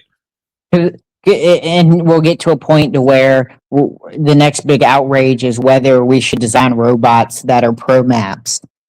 And it's like we started a gay marriage and we got all the way to here, and it's like at a certain point, I guess, to be fair, it seems like technology is kind of helping with that because it gives us that new big scare. Yeah, but the problem is it's like doing the accelerationism thing, right? Where it's like even, you know how like if you plot like if you look at like revolutions, right? Like the gap between like the agricultural revolution and like the industrial revolution was like a really long time. But then between like the industrial revolution, like the technological revolution is like less. And then between that and like the information age is less. And then that between that and the AI age is like even less. Like everything is accelerating. And I think that's happening in like this kind of moral, cultural kind of way too. Yeah. Right. And so it's like, and so I think AI is spurring that on at an ever increasing rate. And so that's the thing, like with these moral things, like if you look at the development of like obscenity laws, like those took decades to kind of get like shifted and moved. It was like incrementalism and things were like maybe slowly getting more permissive. But now that's not the case. Now, like Obergefell was not that long ago, right? When gay marriage became like federally legal, right? Like that was not that long ago. Like we are hyper accelerating in these directions. And so it's just where does this end? And it's going to come to some fucking zenith or whatever, like very quickly, right? Because that's the thing about accelerating. So it's growing exponentially. So what you're saying is we need to break off and go to the new land and start. Don't start bingo. I'll do better. Miriam's freezing on us. Am I? Are you at McDonald's? You're good now. You froze last time. You're good now. I was right next to a McDonald's just a second ago. Why did you? What? But you didn't walk into the McDonald's, did you? No. Okay. But I thought I seen what looked to be like a McDonald's that you walked into. Whether, to be fair, anywhere you stand, odds are there's a McDonald's. Like that's true. Yeah, it's not the craziest. Not the craziest guess. I have my video on. You did, yes. Yeah, you did. Yeah, it's a very like Nick Fuentes angle. You were like looking down on us, when Nick drops the phone. Jesus. What happened to Nick Fuentes? Where is he? He just the last clip of him I seen, he was talking about the World Cup. He was talking shit about Egypt losing. Nick Fuentes is such a coward loser. I don't even know why anyone gives him attention. I'm shocked you're not more pro him. Yeah, you guys have a lot in common, you know, if you think about it. A lot in common. We have a lot in common. However, and therefore, he is not for working things out. The way he gets his money is being a dramatic little dipshit and fighting with someone. He is literally Jew coded, and he's a little. He is a little Jew coded. Yeah, and snake like all the rest of them. No one's trying to get along. Okay. Dare I say he's a Jew cock? Even dare I say that? Marilyn, you may agree with me on this. Like he's got a knack for pointing things out that are problems, but he has the worst solutions to those problems that a single human could imagine. Makes him just one of the problems. It's not like Stalin. Stalin's really good at fucking pointing out problems, but man, his solutions, besides murder, it's the prescriptions. People struggle with the prescriptions. It's hard. That's the hardest part. It's also Jew funded. Okay, Jews ran Stalin. They ran him. I mean, okay, Big Soda. Think about what we just did. Think about what we just did, right? We're pointing out problems of the hyper accelerationism of liberalism. But I don't have a good prescription. I don't know how to stop this, right? If we probably made prescriptions, they'd probably be horribly wrong. I think we're probably dead on the descriptivist aspect of it, right? But now, how to fix that problem? I mean, that's a different question. I'm not going to tell you how to fix the problem, because if fixing the problem is me going around telling people, hey, don't vote, just let them walk all over you, then maybe you shouldn't be in charge of prescriptions. I'm just saying. Ironically, that's the thing. We're talking about accelerationism, and Nick, is for accelerationism. That's his whole thing, right? We've talked about that, right? That that's his reasoning. I mean, it's Anson coded, which I don't know if Anson still stands by that, but right after the war in Iran, Anson was like, I'm going to donate to Democrats, and I hope Trump gets impeached and the Democrats win the next election, because I want it all to come crashing down. And that's kind of Fuentes' thing. Yeah. Which it's like that, and I've said it before, I'll say it again. That's just a risky fucking gamble to take, right? Like, big if true. If everything collapsing means that everything ends up for the better, that's fucking great, But like, who's willing to throw those fucking dice? Who's willing to throw those dice? I don't know why nobody wouldn't. No one's thinking about their future, their grandkids' future, their grandkids' future. No one. Exactly. Because it's kind of like, you're telling me, so it's like, imagine I'm in a race, and the name of the race is, hey, make a better future for my children, and I see someone fucking cheating. I'm talking, they're just fucking cheating on a skateboard. I'm out here running. Am I just gonna give up the race, and then at the end of the race be like, you see how bad they are, or am I gonna do everything I can to make sure I still have the future for my children? Right. It feels like, the ultimate just kind of, giving up and just hoping that things like that, if you burn it all down, a phoenix will rise from the ashes of your culture. And again, big if true, but if it's not true, then you just let your culture burn down, and there's nothing coming from those ashes, and it's just GG no re. Yeah. And that's if you're the type of person willing to take that gamble, then I guess I question what your priorities are, or what you're like investing in like your normal life. Like what? Yeah, because that's fine. I mean, that's why we see like Tyler Robinson, right? Big in the news now, right? That's why people like that, right? The people that are just trying to, kind of accelerate things, that don't really care. They're just trying to move things in one direction. It's like, those people have nothing to live for anyway. So like, it doesn't really matter, right? But then I see someone like Fuentes, it's like, well, do you also not have, because you're kind of doing the same thing. Well, not the same thing, but you know what I mean? Like the same spirit of the thing, of accelerationism, in the opposite direction, where you're just like hoping, because it just feels like you're taking a poly market. You're like, both sides, the acceleration is left and acceleration right. They both want things to burn, and they're placing a fucking poly market on which side is going to rise from the rubble. And that's a fucking crazy thing to just put up to like chance or your feelings, or you think it's going to work fucking out. Well, you know enough about history. What happens to the people that burn it down every time? Right. Yeah. It's not like we don't have good. We don't have good precedent for this. We don't. Like, this is not. You always want to be the next guy. You always want to be the next guy, to be like, hey, yeah, that guy burned it down. Let's stop him. Then now I'm in power. Y'all just do not take into account Hitler was trying to get his own money, their own finances, and them out of debt. How do we get to Hitler? From all that crap that they were put through, and get their own education. They got pornography out of their country. They got prostitution out of their country. They got all this stuff. They were wanting to not use their money or banking systems, and they were turned on. He was turned on. Just and Mara, if it stopped there, I don't know if I'd have a problem with H-Man. If that's where it ended. Let me land this plane. Just like Jesus, the most persecuted ones are the ones that were going the hardest against. Mara, are you saying Hitler was like Jesus, or am I misunderstanding you? Yes, Hitler got persecuted just like Jesus, just like the worst people that ever. Why? Because the winners won. Because the winners won. The ones that killed Jesus, they won. The ones that beat Hitler, they won. And it's going to go down in history that these people are the worst people ever. Do you not understand this? I don't think Hitler was like Jesus. I just think that's was a good man. Wait, which one? Hitler or Marilyn, if the bingo, okay, I'll put the bingo card up for a second, okay? Only to say that Marilyn gets hit with her own disadvantage. Wow. Hitler was not like Jesus. I'm gonna come out 10 toes down on this one. Controversial take. Hitler was not like Jesus. You're wrong about Hitler. So brave. So brave. He was a hero. I'm finally taking a stand. Okay, enough's enough. You know. History. Marilyn, you're right, but it's deeper than that. He just wanted to be an artist, and since we didn't give him that, he decided to do his masterpiece on the world.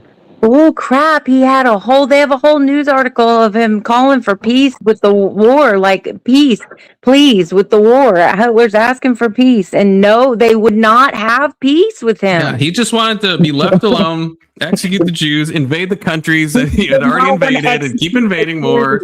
He just wanted people to leave him alone.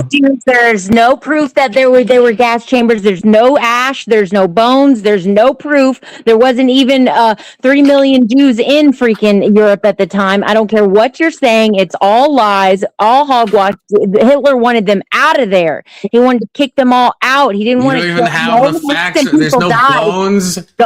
Even hostile Hyperion says there's bones. He just said they died from typhus. It wasn't just Jewish people that died. It was Germans. No one says it was. There was war going on, and people couldn't get food in and out because of the war. Germans died too, and they were not in concentration camps. It was not like that. They were trying to get him the hell out of there. Like Auschwitz had a football soccer team. They had a pool. They had a fucking soccer team. Showers. The showers were getting lice off them. They were showers. They weren't gas chambers. No. Marlon, that crap is all fabricated. But isn't it untoward to grab people based on ethnic lines and put them in a camp in the first place? Even if the camp has a soccer team. Let's say I grant that. Let's say it was the Auschwitz Anteaters was the soccer team, and they were competing against the Cow Dolphins, okay? No. But it's still bad to like make people go to like places they don't want to be and like hold them against their will, right? They were trying to move their asses out of there. They wanted them out of Germany. Completely. I understand. Yeah, their initial plan was emigration. I don't disagree with that. I don't. But they still rounded them up and put them in camps, right, against their will that they couldn't leave based on ethnic lines. I would say that's probably like untoward, you know?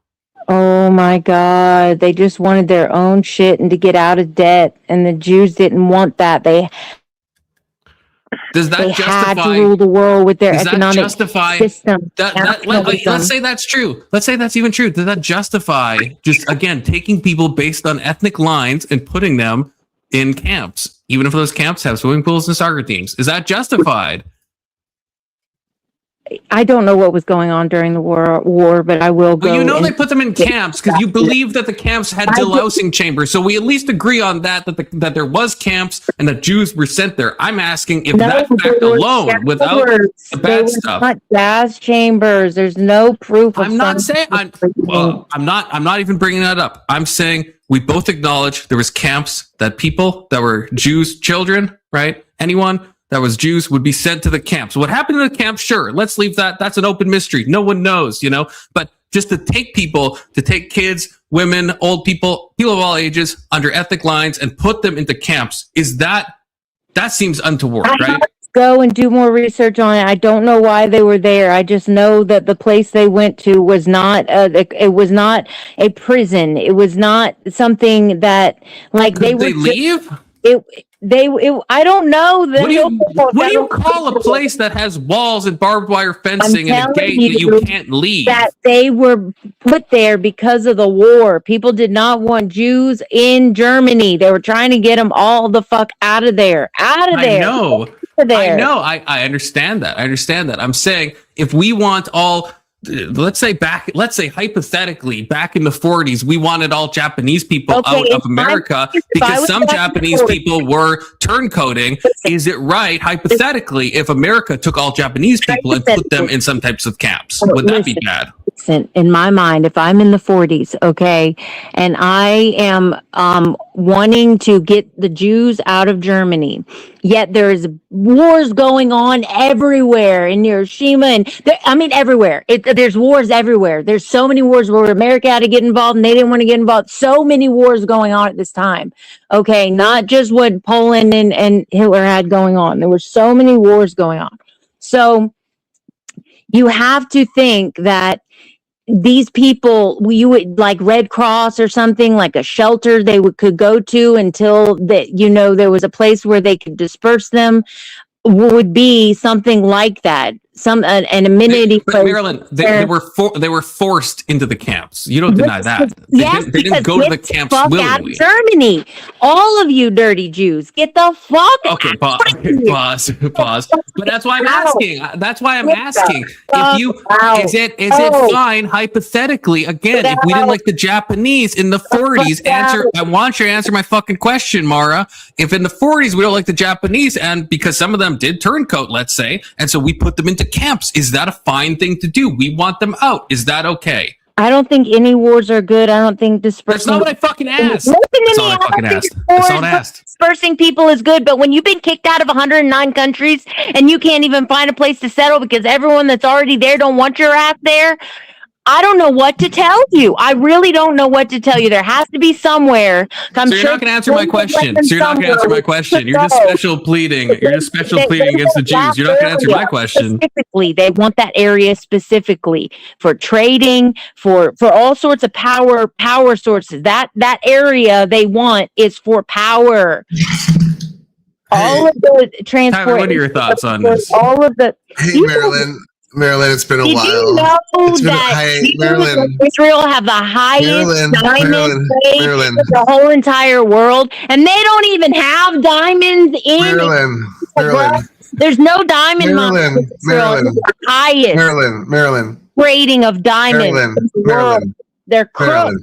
Marilyn, it's nice to see you. It's been a while. Hi, Tyler. Oh, let's fucking go. It's Alex. Alex with the big 20. Thank you.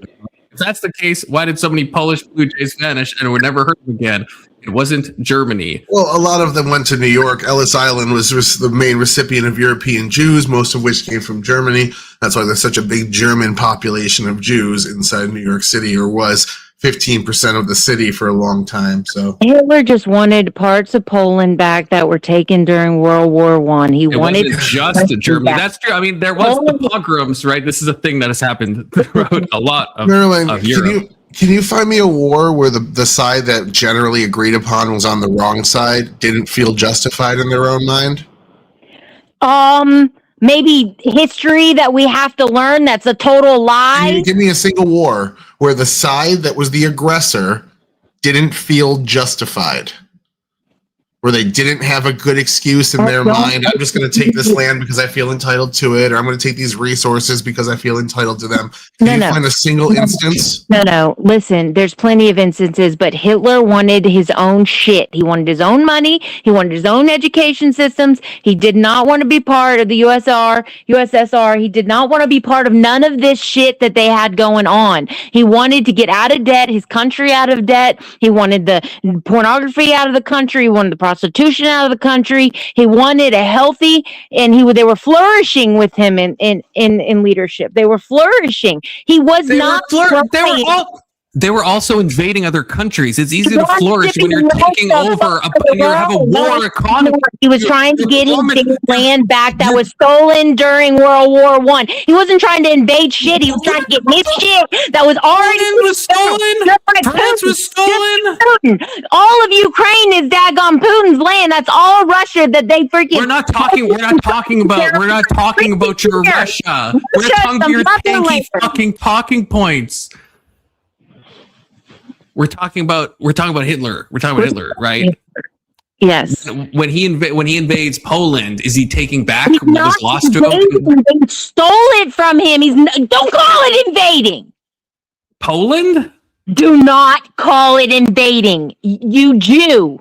It was Poland, France back that was taken from him in World War I. How many times do I gotta say it? How big do you think Germany was in World War I? You think out of here? You think? I don't think Germany was as big as Maryland thinks. Okay, I don't think Germany was as big. That was a thing that happened. I'll be back. It's Big Soda. Big Soda's back. I need to smoke. We all need to. That's why you need Zins. Okay. So I think I got the crux of the argument. So ICE and the Japanese internment camp, all it needed was a soccer team, and it would have been okay. Oh, where'd she go? Well, I had questions. She said she'll be back. I think I pissed her off too much, but we had her with a solid standard, and then I was going to ask why Israel is entitled to that same standard if they're historically. The controllers of the land, they were forced out by invading forces and they reclaimed their land in a legal way. Why aren't they entitled to that land? Why does it only work for, the enemies of the United States? Well, that's the thing. It's Alex. Hey, Alex. Hey, good. Not much, you? Not much. Just talking about the Jews, Oh, I heard. Yeah. You hear about these soccer camps? Auschwitz had a soccer team. Germany was apparently fucking massive in World War I. It encompassed half of Europe roughly. So, and anything that Hitler invaded was just him taking back what was rightfully his, if you think about it, and you must. We learned a lot today. That's the point I was trying to make, is every single person that starts a war feels like they're entitled to whatever they're going to seize. It's just we have international rules in place to make it so there's meritorious and demeritorious reasons as to why you can go and start attacking other countries. And that wasn't one of them, is that you feel entitled to that land because previous empires took it over at one point. Yeah, if we're going way back, that is, I guess, Maryland brought up Putin. But yeah, that's we all saw the Tucker Carlson thing, right? That's why he spent the first hour and a half of that fucking interview, which even Tucker fucking hated from what he said, just going over the complex history of Russia throughout space and time, right? To buy any land grab, because in the 1200s, Russia owned this territory, whatever the fuck.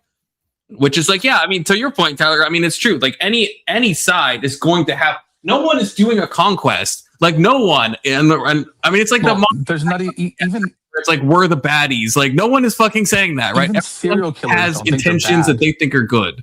Yeah, even serial killers don't think they're bad, right? Right. It's it's very rare for someone, especially on a nation scale, to be yeah, I'm doing a bad thing. Obviously it's going to be about your people. And even with H-Man, I don't even disagree with Maryland that a lot of his motives were good motives. I know that's sounds horrible, but a lot of his motives were probably good motives, right? He wanted what's best for German people. It's when I can't remember who it was. I don't know if it was Lex Friedman, where he said that he thought that Putin loved his country and wanted what's best for Russia. I never got mad at Lex Friedman, but I think that's true. I think Putin probably loves his country.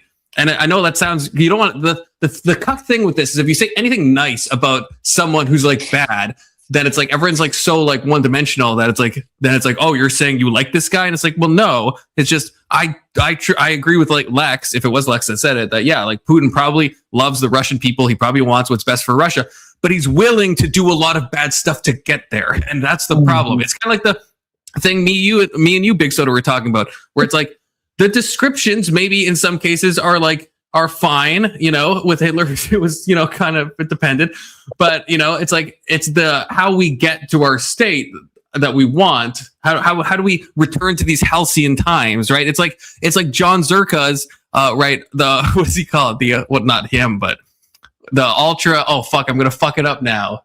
Palingenic. Yeah, paleogenetic ultra nationalism. You have to have the paleogenesis. You have to harken back to an earlier time. All of these people want to go back to a halcyon era. All of them want to kind of go tap into the mythos and bring it back. Putin does that. Hitler does that. Even Trump, perhaps, according to John Zerka, right? That's fine. It's fine to want that. But then how do you get there is the question, right? With Putin, it's invading Ukraine. Untoward. With Hitler, it's, genociding a bunch of Jewish people. Untoward. But yeah, the initial goal is fine. The initial goal of wanting what's best for your country is fine. I don't think anyone would disagree with that. It's the methods and means to get to that goal. It's how many eggs do you have to crack to make your fucking omelet? That's the fucking problem. Yep. I mean, it's I guess you used Hitler as an example. Like Hitler, I guess, to loosely take one of Hitler's descriptions, Germany had problems. Some of them were not caused, I guess, by their own doing.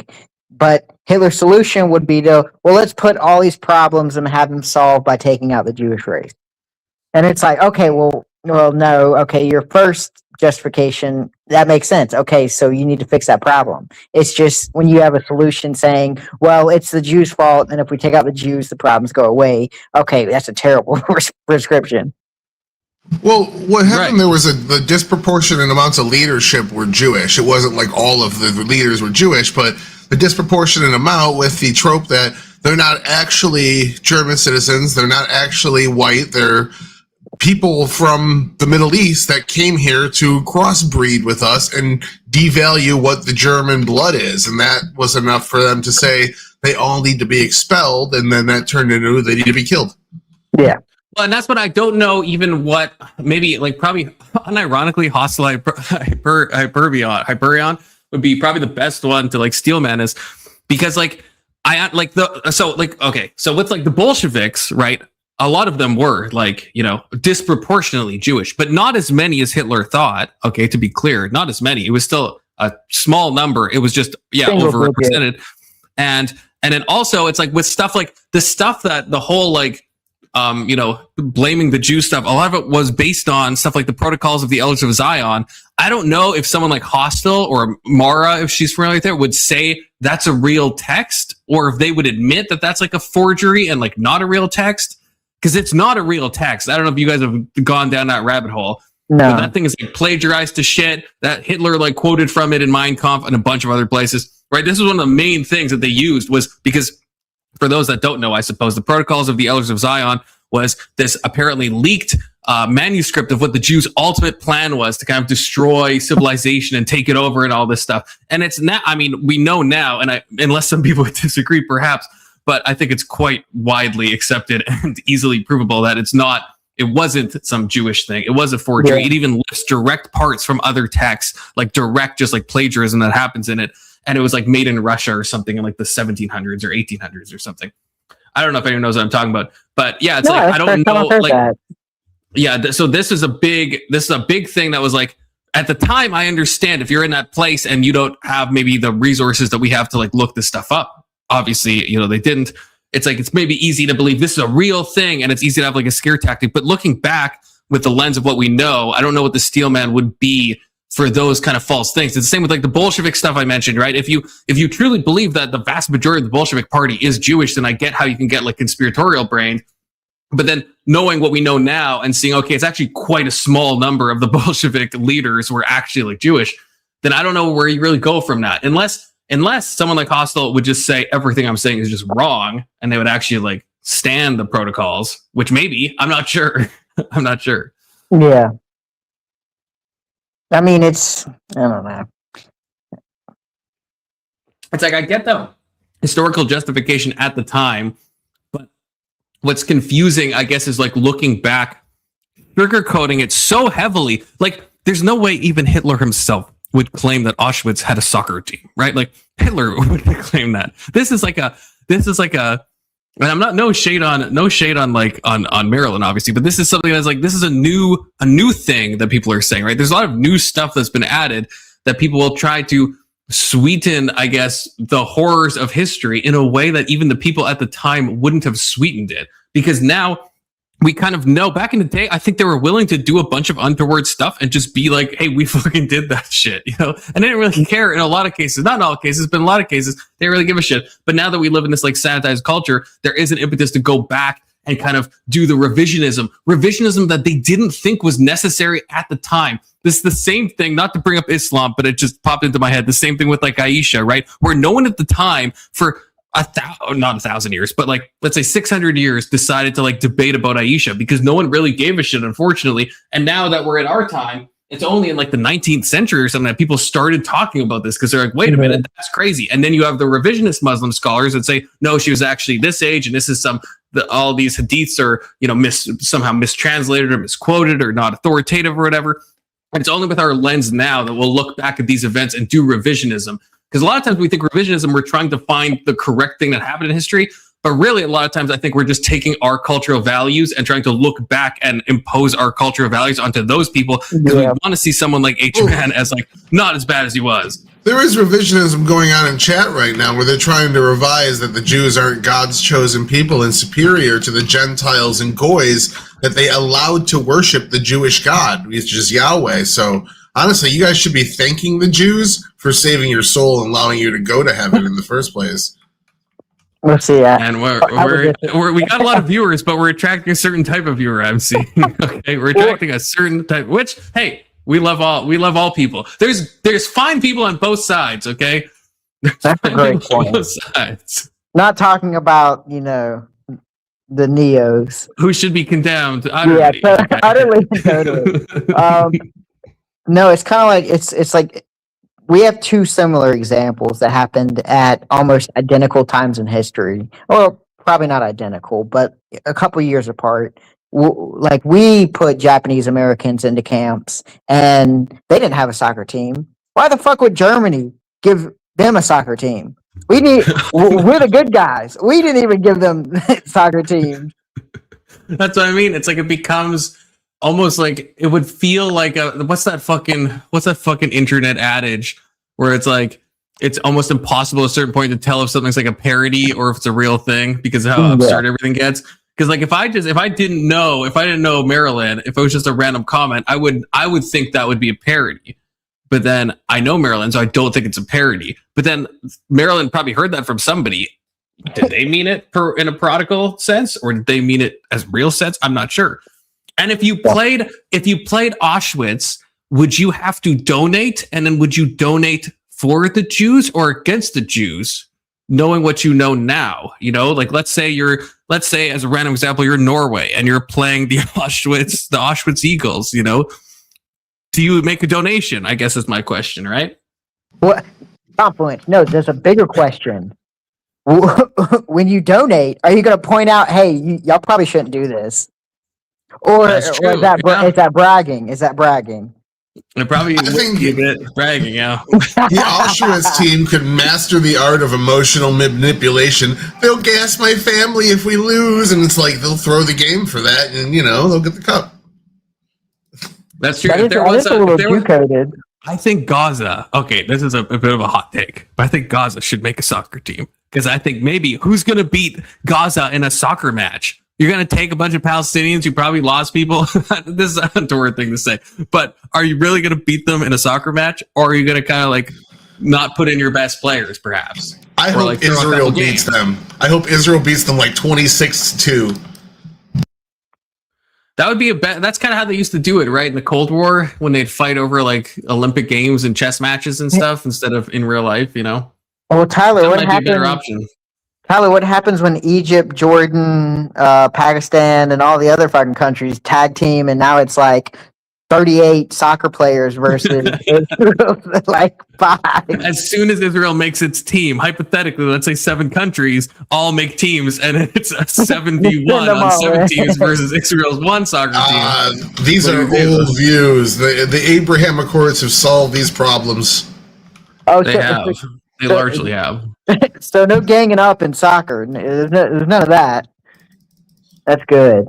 Trump's really bringing the world together. One soccer team per country. Exactly, as it should be. Yeah, 2 scoops, 2 genders, 1 soccer team. You guys don't remember that old ass meme? I don't think so. I do. Tyler, I want to know though, since we're talking about the Jews, what is your ultimate goal in Israel? I don't know if I've asked you that. I probably have. I feel like I must have. Are you a 2-state solutioner? What's your, because you're obviously, I mean, you have the Israeli flag, which is a brave thing to have, you know, at a time like this, you know. Stunning and brave. Yeah, I know. Yeah. Yeah. Honestly, a 2-state solution is the only viable thing. You just need to keep killing off leaders until you find one that plays ball. Yeah. I mean, I can't help but think we probably agree on this, but with Arafat, if he took that fucking deal, if he took the deal, which to date is still the best deal they've been offered, how would things be different? If instead of being, because I don't like what happened, I don't like what he did. I think he started the second Intifada. I don't even think that's controversial to say. I think that's like pretty accepted. But if he accepted that deal, whatever, I don't know if was that the Oslo Accords. I don't want to make myself sound stupid. I don't know if much would have been that different. Maybe Hamas would have been less of a threat, but at the end of the day, the war on terror was not going to come to its conclusion until Iran was dealt with. They were the ones that have been backing it. We thought we could just take out their proxies, take out the bad groups, and not actually go after the people like the head of the snake. But at this point, like it was inevitable, and I didn't know this for a long time. But like at the end of the day, they're not going to stop. Like, what about Hezbollah? What about the Houthis? What about the fucking other groups inside Gaza and all sorts of like? There's so many other things besides Hamas, and Hamas would probably still exist. I mean, it just might not be in as much of political power as they were. They might just be a separate entity. I don't think it would be that much different. I think the war needed to happen. You don't think if the amount of land that Arafat walked away from, you don't think that would have been enough to like kind of quell things? It's not about it. They want Israel to be completely wiped off the map. They could give them all sorts of shit. It wasn't enough because the Jews still have their own land in the area, and that's too much. I know, but I'm saying if Arafat, do you not think? I mean, I guess I don't even know. Like, if Arafat accepted the deal, do you think most Palestinians would have like gone along with him? Did they see him as a figurehead, in your opinion? Or would they have just felt like he betrayed them in a similar way to how a lot of Egyptians, right, feel like their government betrayed them with signing all these agreements, and same with like Bahrain and all this shit with the Abraham Accords. I mean, maybe the average population doesn't like what the government's done, I guess. Maybe less of them would have been on board. Like if you looked at the polling out of Gaza is scant. It's not really the most trustworthy because, like, are you going to tell a pollster that you think Hamas is bad for the country? Like like nobody took a stance against Hamas. They just said they would like them as like the next leader. It was still in the 60%, and like they still had general approval. They still wanted armed people in the streets out there against Israel. I think those numbers might have been lower, but at the end of the day, I don't think the ultimate conclusion would have been different. Hamas was an Iranian army inside Gaza, just like Hezbollah is an Iranian army inside of Lebanon. Like, but how big was Hamas during the fucking Arafat deal? Like nothing to what it was. Yeah, it helped with the before recruiting. 10-7. But I mean, they still would have been doing a lot of the same shit that they were doing. Maybe like look at like right now the Lebanese government for like I think I told you guys 4 months ago Lebanon banned Hezbollah as an organization and legally said they're not allowed to carry arms. And like since then they've been allowing Israel to go into the country, and it hasn't changed shit. The same headlines, the same shit. Israel's committing another genocide in Lebanon. It's disgusting. Blah blah blah. It's like nowhere do you see like they're literally doing it with the permission of the Lebanese government going after Hezbollah and shit. Like, nowhere is that printed. I guess, but it's like that's but I guess I'm thinking, like, when was Hamas elected? Like 07, I think? 06, 07? 05, they were elected. 06, they took power. Okay, and then, and they killed off all of, like, Fatah as much as they could, right? And Fatah was, like, the less militant group. So I feel like that's when the power really consolidated. Yeah, I mean, sure. Because like if they didn't, then it's like you have a less radical group. At least there's like some divergence of how radical you should be. right? Sure, and maybe they wouldn't have had the centralized governmental power, but they still would have been an Iranian-backed entity inside of the country. There's multiple. They're not the only one. I'm Welcome back. back, Mara. Fed my son. I'm back. You're Jews. I'm sorry. From church, getting Chinese food. I'm going to talk to y'all for a minute. What are y'all talking about? Shutting the door. What are y'all talking about? Where y'all at? We can go back to Hitler, but before we go back to Hitler, I think I heard y'all talking about Hamas or something. Did y'all say Hamas? We were talking about the relatively recent incursions that Israel's been dealing with Iranian-backed militias in surrounding countries. Israel's been dealing with. Let me, Tyler. Listen, Linda. Okay, Listen. Listen, Linda. Hamas. I'm not even going to ask you any questions. I'm just going to straight up school you because I can't. I'm sorry. I thought I was muted for that. Hamas was originated, brought about into existence because of Israel. Israel allowed the permission. No, that's not true. Let her cook first. Let her go. She's got to get her piss out. Go. Let me go. Now. Let me go. Everybody just let me have the stage. Let me go. Go ahead. Yeah, take your piss.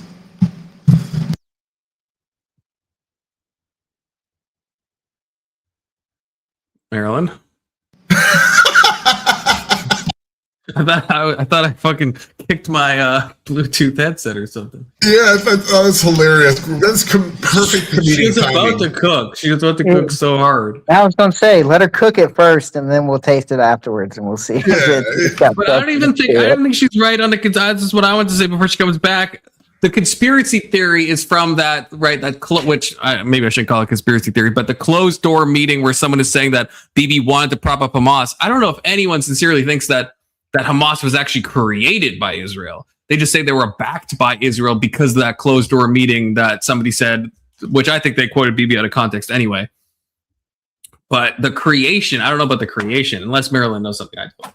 I know there's also like an appeal to, I think there was something with Qatar where Bibi allowed, I guess, some type of money to be given to Qatar, and this in return was money given to Hamas. And so they paint, because Israel gave them the money knowing that they would give it to Hamas, that somehow it's a, I guess, open door pay cycle of Israel paying Hamas. I've heard the Bibi quote was something about, Tyler is probably going to correct me if I'm wrong on this, but it was something about, which again, it's not even a direct quote. It's like a secondhand source, but it's them saying something about that Bibi's like, we want, this is a very loose paraphrase, that we want to support Hamas because they're a more radical group, and so they're not gonna win the support of like the world or anyone else. It'll give us an excuse to not allow a two-state solution because look, it's fucking Hamas. You expect us to negotiate with Hamas, which maybe, I mean, I don't think Bibi's like a super good guy, so like it's possible he said that. But Hamas was still a shit organization way before that, obviously, right? Like that didn't start. With this, Bibi funding them. Honestly, I've never gone down this rabbit hole, so we might actually have to look it up. But to my understanding, the idea there was the Palestinian Authority, who was already in charge of the West Bank, was the bigger threat, and they were putting a different group that wasn't quite radicalized yet into power in order to split up the Palestinian Authorities, like different areas that they controlled. That's the thing. So. I mean, the PA, right? The PA used to be way more fucking violent, right? I mean, the PA still has their martyr fund, right? By the way, which is fucking crazy that if you like fucking blow yourself up and take out other people, your family gets money. This is still a thing in the PA to this day, but they have like de-radicalized compared to what they used to be. And Hamas has gone in like kind of the opposite direction in some ways, but Fatah, right, they used to be more radical and now they were more kind of moderate, which is why it was like probably not good when Hamas won the election, seized power, and then, killed a bunch of the Fatah leaders and everything. Because it's like a lot of these groups now that are seen as more moderate did not used to be seen as more moderate. So I think it's easy to look at it now and think of Hamas as like the crazy people and the Palestinian Authority is not as crazy and all this stuff. And that is true today. but I don't know if that was like always true because some of these groups have like fucking radically shifted. Yeah. I would say probably not Hamas. Yeah, I don't think Hamas is like Hamas, I think, has probably always been shitty. If anything, maybe they've gotten worse, to be honest with you. Yeah, maybe. They've been pretty bad. Like some of the stories I've heard.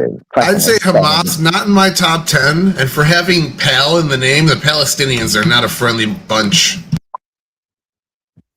Well, but then even like I think we were talking about this, Tyler, right? That the Palestinians, the ones that like were against Hamas, were fucking executed on video. Like what? I don't know, 6 months ago, whatever that was. The collaborators. That was just the most recent time. That's happened a few times where they killed hundreds of people on camera and bragged about it and said it was one of their proudest moments. And people were like, "Nah, that didn't happen. Ignore their videos that they're posting." I know it's the same stuff, honestly, not to be like super pro-Israel, but it's the same stuff that pissed me off with October 7th, where there's so many people like Rad Eye Gooner, if you're watching Rad Eye Gooner, okay? Freaking Rad Eye Gooner, that'll like deny the stuff that happened on October 7th, even though Hamas themselves like filmed it with a GoPro. That's crazy. That's crazy PR work that you can film your own atrocities, and there will be leftoids in America and Europe that will say, no, that's actually AI, even though you filmed it on your own GoPro and posted it because you're happy about this and you want to galvanize the Palestinian resistance movement. But there will still be people that will carry water and say that the videos that you intended to post to galvanize your side are actually fake videos, and none of those things actually happened, and no civilians were killed on October 7th, or whatever other lies people fucking say. Besides the ones Israel killed, film your own atrocities, and people will still deny it to carry water, which is fucking crazy. At least with Israel, it's usually not that. It's usually someone else filming. Okay, it's usually someone else filming that people will say is like fabricated. It's not usually Israel with GoPros, slaughtering people, and people be like, that's actually cool. They had collateral damage on October 7th. I think they shot some of their people trying to just fight Hamas, generally, who were kidnapping people and whatnot. And their policy, because of their religion, is they try as hard as they can not to allow hostages to be taken, because they'll pretty much do anything to get hostages back, take the worst fucking things ever. What's that? It's not the Samson. Oh, what is it? Someone in chat help me, or Tyler. The Samson option. No, the Samson option is where if they're being attacked in a nuclear way, they'll like blow everyone up with nukes. Yeah. There's the Simpson.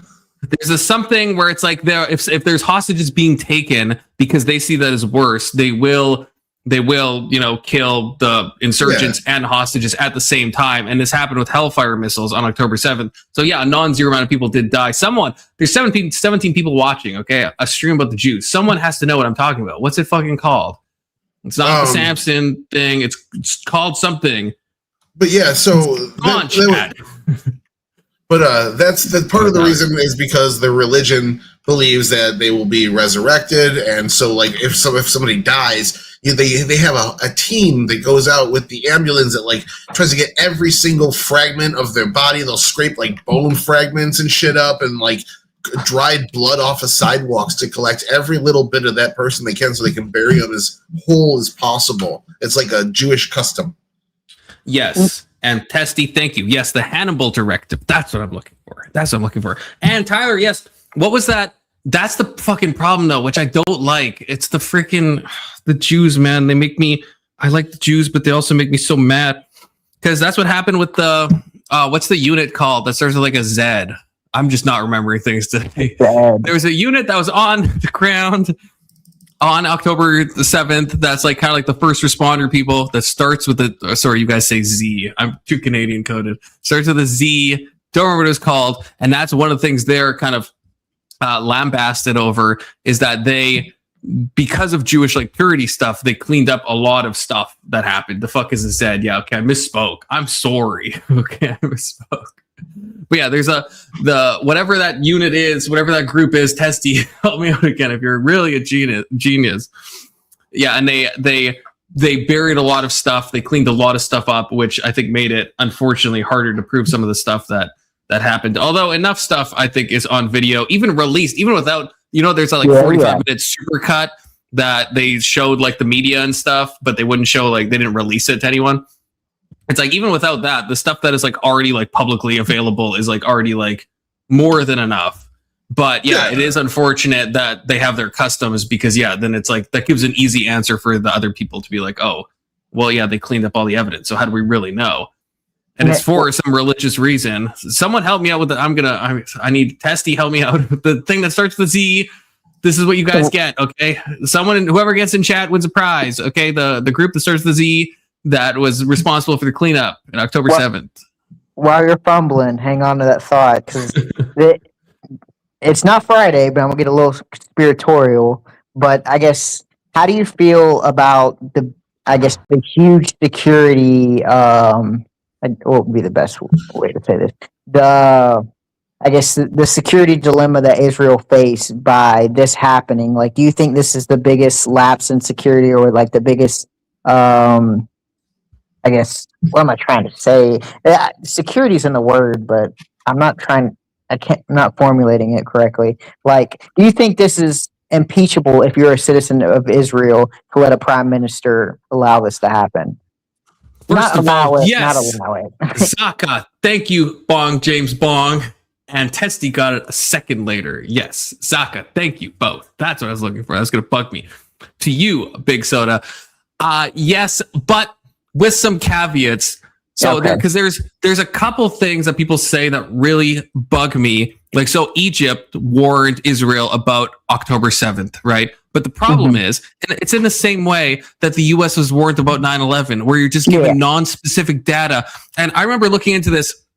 There was a whole PDF document that I'm gonna get it wrong now, but there was some ex-military, general, I think, or I don't know if you can be an ex-general, some general of the US had made this document about the second Intifada, the whole when they're trying to return to Israel and stuff. And reading it, it was written way before October 7th. And it's fucking, it's honestly chilling to read because the tactics that they were trying to egress, the fence, because some of it was a grassroots thing of Palestinians trying to protest, right?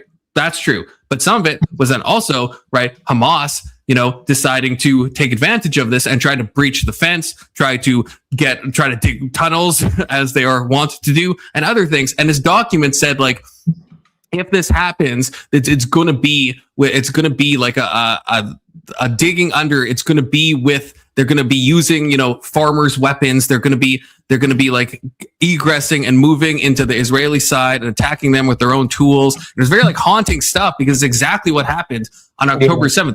I remember seeing the video of someone getting decapitated with a freaking hoe.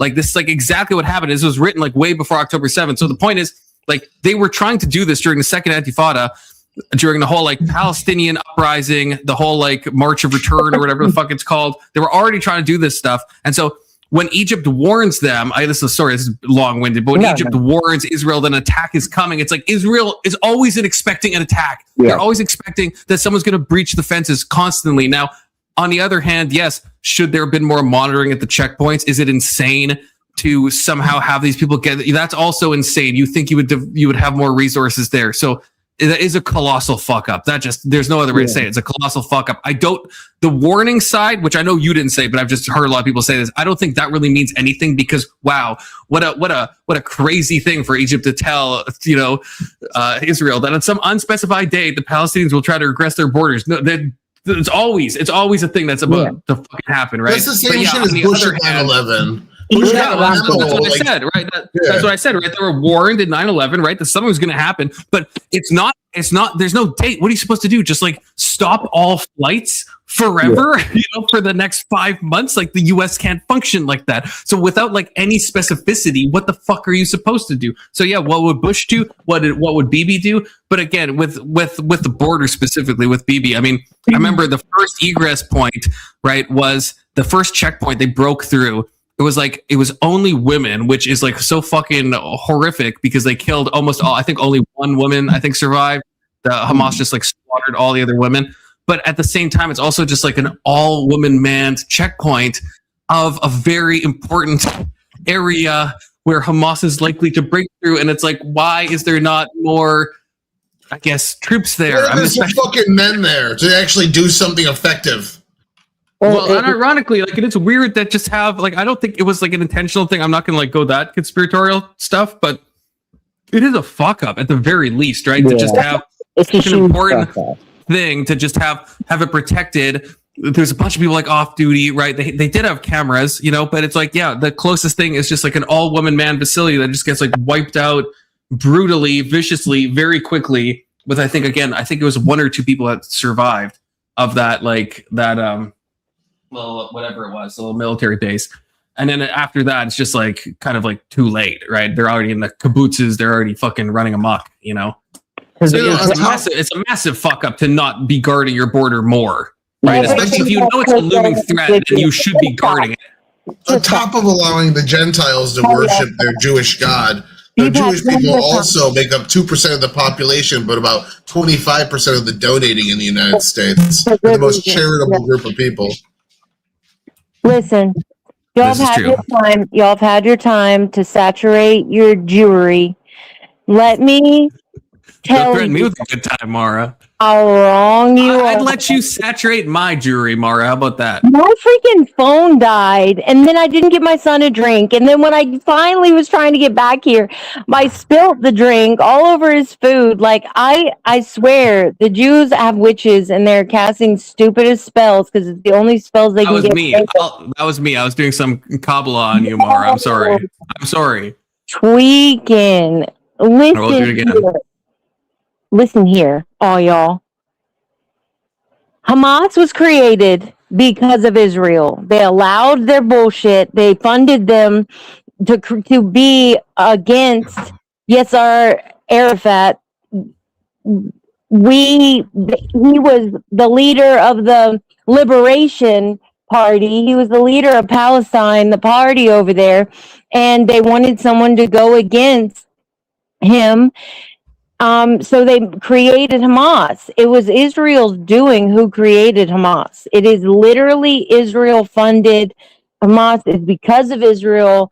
They allow Israel because they allow it. They allow them to get bigger and greater and have a force against Palestine, even though they're the same people. I'm telling you, they are all Jew funded. For you to say that they're not is a Jew lie. And for you to not even recognize that while they're blasting children, women, and starving them to death, they started the war with Lebanon. They even said it before the war started. We're going to start a war with Lebanon's probably next, and then probably Egypt, because they want that land.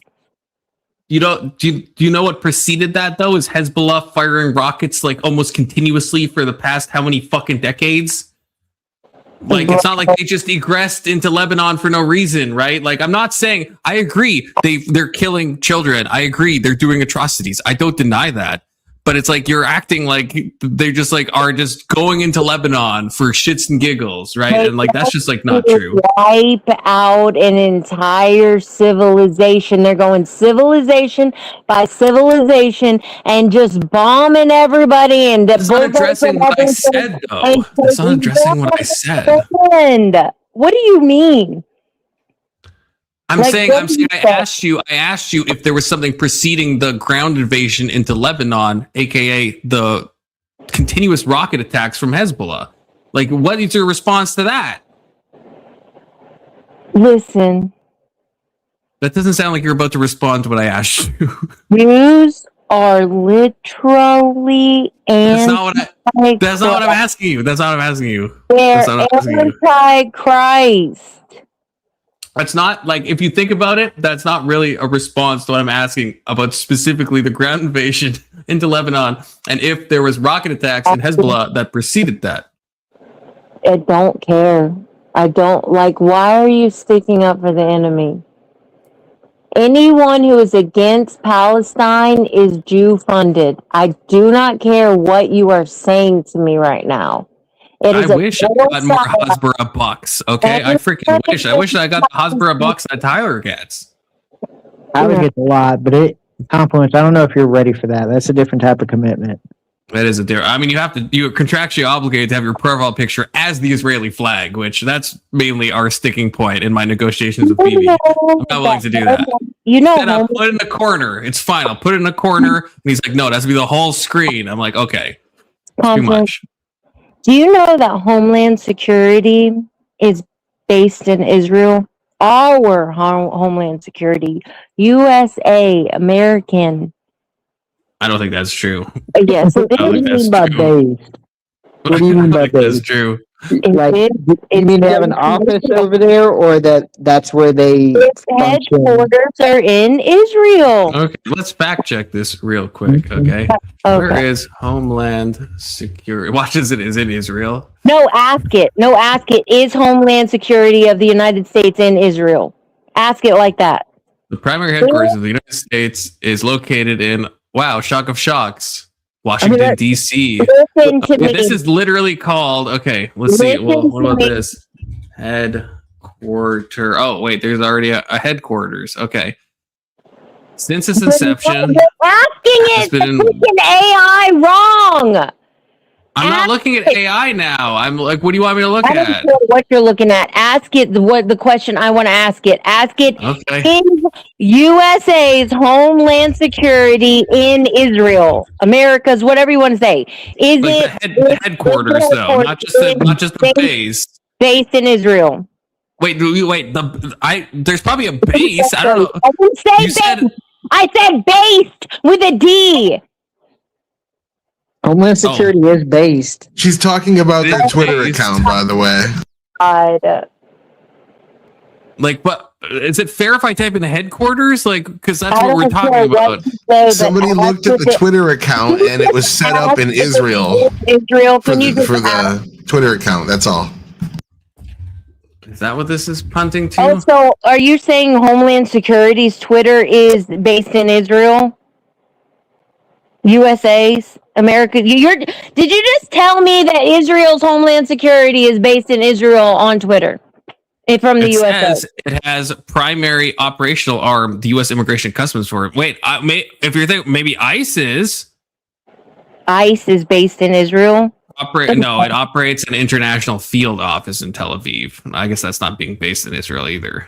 Don't get me against ICE. Well, that's not they just have a base is not being based. I mean, it is being based, but it's not being based in a place. Testy with the $5. Let's fucking. Oh God, Testy, what did you send me? What did you send me? What untoward did you send me? We'll find out. They're wanting to genocide people. Excuse me? In charge of everything. I don't know how. Like, something is wrong with y'all. Like, chemically. For real. Marilyn, could you be talking about the Embassy of the United States? It also operates inside Israel. Homeland I'm shocked to learn that there's an embassy in Israel. Hey. Even we have embassies with savages. China has its own embassy, I think. Yeah, there's an embassy in every fucking country except the ones that we think are going to kill our embassy workers. Did y'all know that Christopher Columbus was a Jew? The worst of Jews? The one nobody likes? Let's look that up. The Auschwitz or whatever the fuck their name is. Okay, we're gonna play Testy's video that he paid good money for. I don't know what I'm about to We're trusting Testy. Then we'll fact check your Christopher Columbus. Was he a Jew? Well, then we'll do that. Okay, we'll do that. Help me! I'm sinking in this quicksand! Quick, grab a hold of me. Can't you just give me your arm? Now, in this position, I have the optimal grip and balance. So, grab a hold of me quickly. Okay, just pull me out. I'm trying. So relevant, Testy. Oh. So relevant. What are you doing? Shut up a second. You're at my stream 18 plus again, aren't you? Thank you.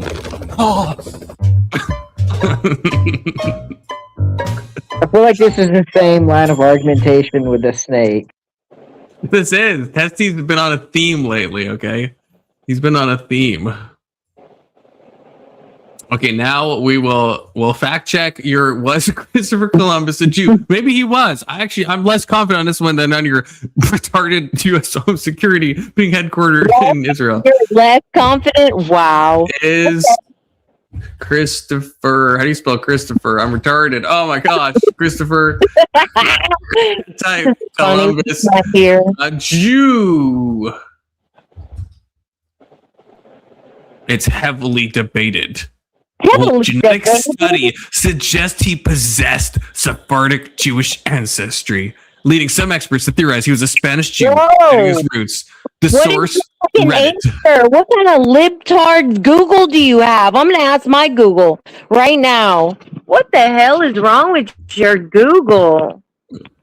It's fucking Gemini. Okay, Gemini's the most retarded. Oh, I didn't even share the screen. Okay, I was just reading. Gemini's the most retarded AI, okay? That's why you should never trust anything that Google tells you, literally. It's actually the worst AI. Was Christopher... Wait, did they say DNA? Where did they get the DNA from? They just, like, scraped semen off his boat? Yeah, of his remains? Yeah, he died in, like... What the heck? 1500s, right? Yeah. I swear I looked this up earlier and it said he was. It said, yes, he was. In his tomb in Seville, Jew-coded, and analyzed DNA and other samples to confirm his origins. I don't know about this. The fucking Guardian. Oh, I'm so fucking pissed off. Oh my God. I'm not going to go into psychosis. I'm not. Fuck y'all. You're going to Jewish psychosis, Marilyn, the worst type of psychosis. I'm going to take my time with you. Read the last sentence. I don't care if you change Google or not. I'm going to take my time with you retards.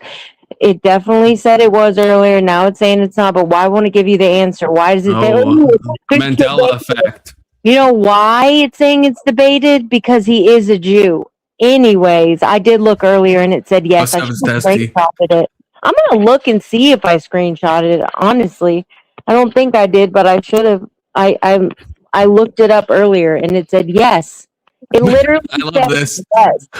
Wait, I'm not showing the right screen. Okay. This is what the source, it linked to a Guardian page, it links to another Guardian page, which says a splendid bronze coffin in the ancient cathedral of Seville bears the bones of Christopher Columbus, or perhaps not. So we don't even know. We don't even know if it's him, let alone if the DNA is coming back as him. Not that it fucking matters if he was Sephardic or not anyway.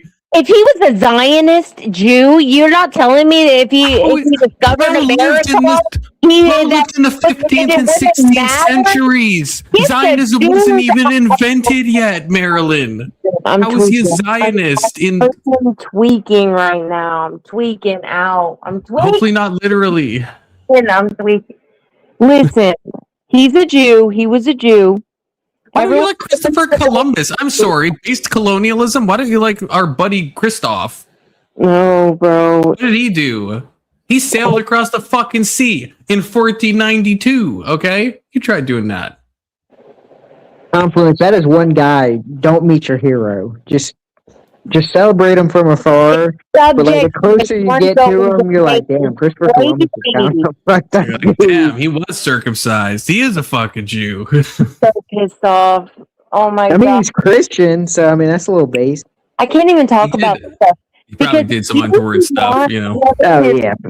Let's get serious for a minute. If you do not consider God to be the ultimate pinnacle, even Jesus, if you don't consider Jesus to be the pinnacle, the top like hero or someone to look up to, or the guideline of how to treat situations and how to act towards things and how to be unconditionally loving, if you do not consider him to be the bar, okay, and if you consider him to be burning in excrement for all eternity instead, like that's what you're choosing. If you pick the side of the Jews, you're picking the side. You're picking Jesus will be in excrement for all eternity, and he being a terrible liar, blasphemer, and then I don't know if like.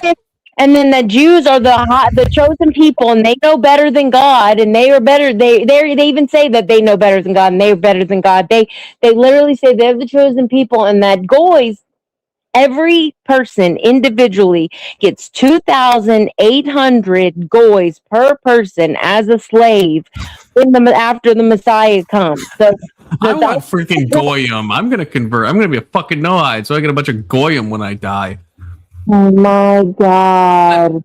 Christopher Columbus probably didn't believe that Jesus was boiling in excrement based on the fact that Christopher Columbus was a Christian, right? So even if he had a bit of Sephardic mixed in, okay? right? He probably didn't believe the stuff you're saying, right? You're talking about like people are actually like You know what the Torah religiously Jewish, right?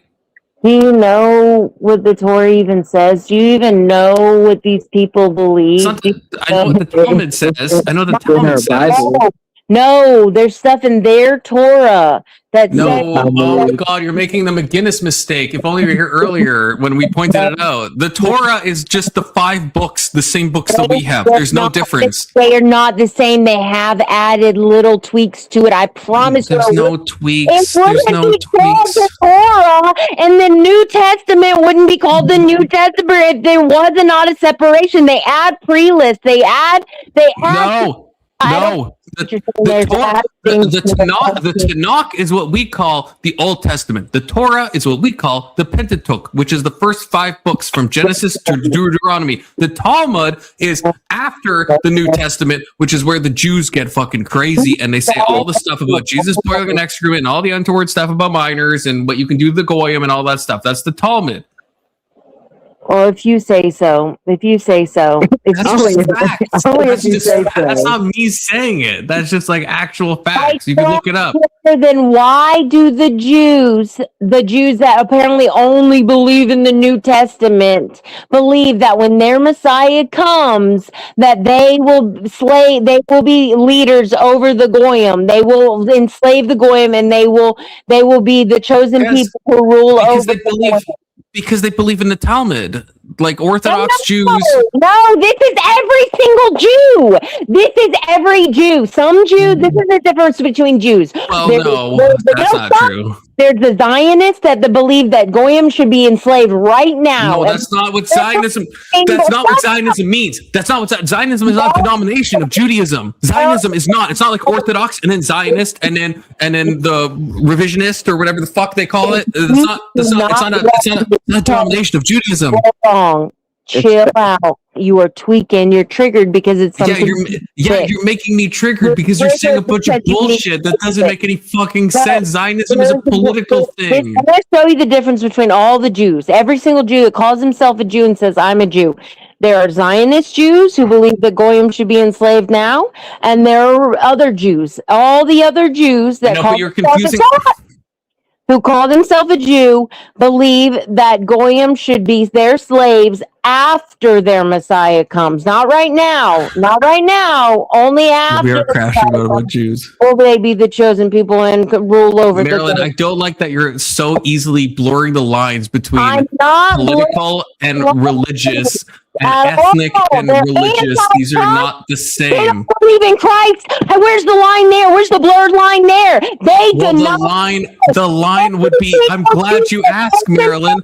The line would be, in that example of believing in Christ, would be religious and ethnic. Because you could be an ethnic Jew that believes in Christ, right? You could be a Sephardic Jew like Christopher Columbus, perhaps. They're called Judea, or they're called Hebrews, or they're called... No, every Jew is anti-Christ. Stop it. Stop it. Every religious Jew, I'm sorry, I have to clarify. Every religious Jew or every ethnic Jew? Marilyn has to have another smoke, apparently. It's like her phone. Oh my gosh. Like Berg, and then it's like, yep, done. I don't know. I feel like Marilyn knows there's a difference between being ethnically. Yeah, she read. I didn't kick her. I feel like Marilyn must know the difference between being ethnically Jewish. Like, even if Christopher Columbus, no one thinks that he was religiously Jewish, surely, right? Maybe this is his bones. Maybe he is part Sephardic, but no one thinks he was religiously Jewish, right? That would be crazy. Oh. Was that you, Tyler? You have a very womanly laugh. Or that Sky. It's Sky. How's it going, Sky? AKA Skylar, the Wombo Combo. So far, so good. What do you think of what's been happening? Can you read this chat for us, Sky, please? Which one is it? I'm gone from all. It's pulled up. It's pulled up on the screen. Can you read this? I can't see right now. Can you make it bigger, love? Tyler, make it bigger. Oh, should I start this week? What are you reading? No, the chat. Not the chat that's on the bottom left, not the article. The chat. All right. Maryland says Maryland. Yeah. Maryland. First, I'm sad. She left. I've been laughing my ass.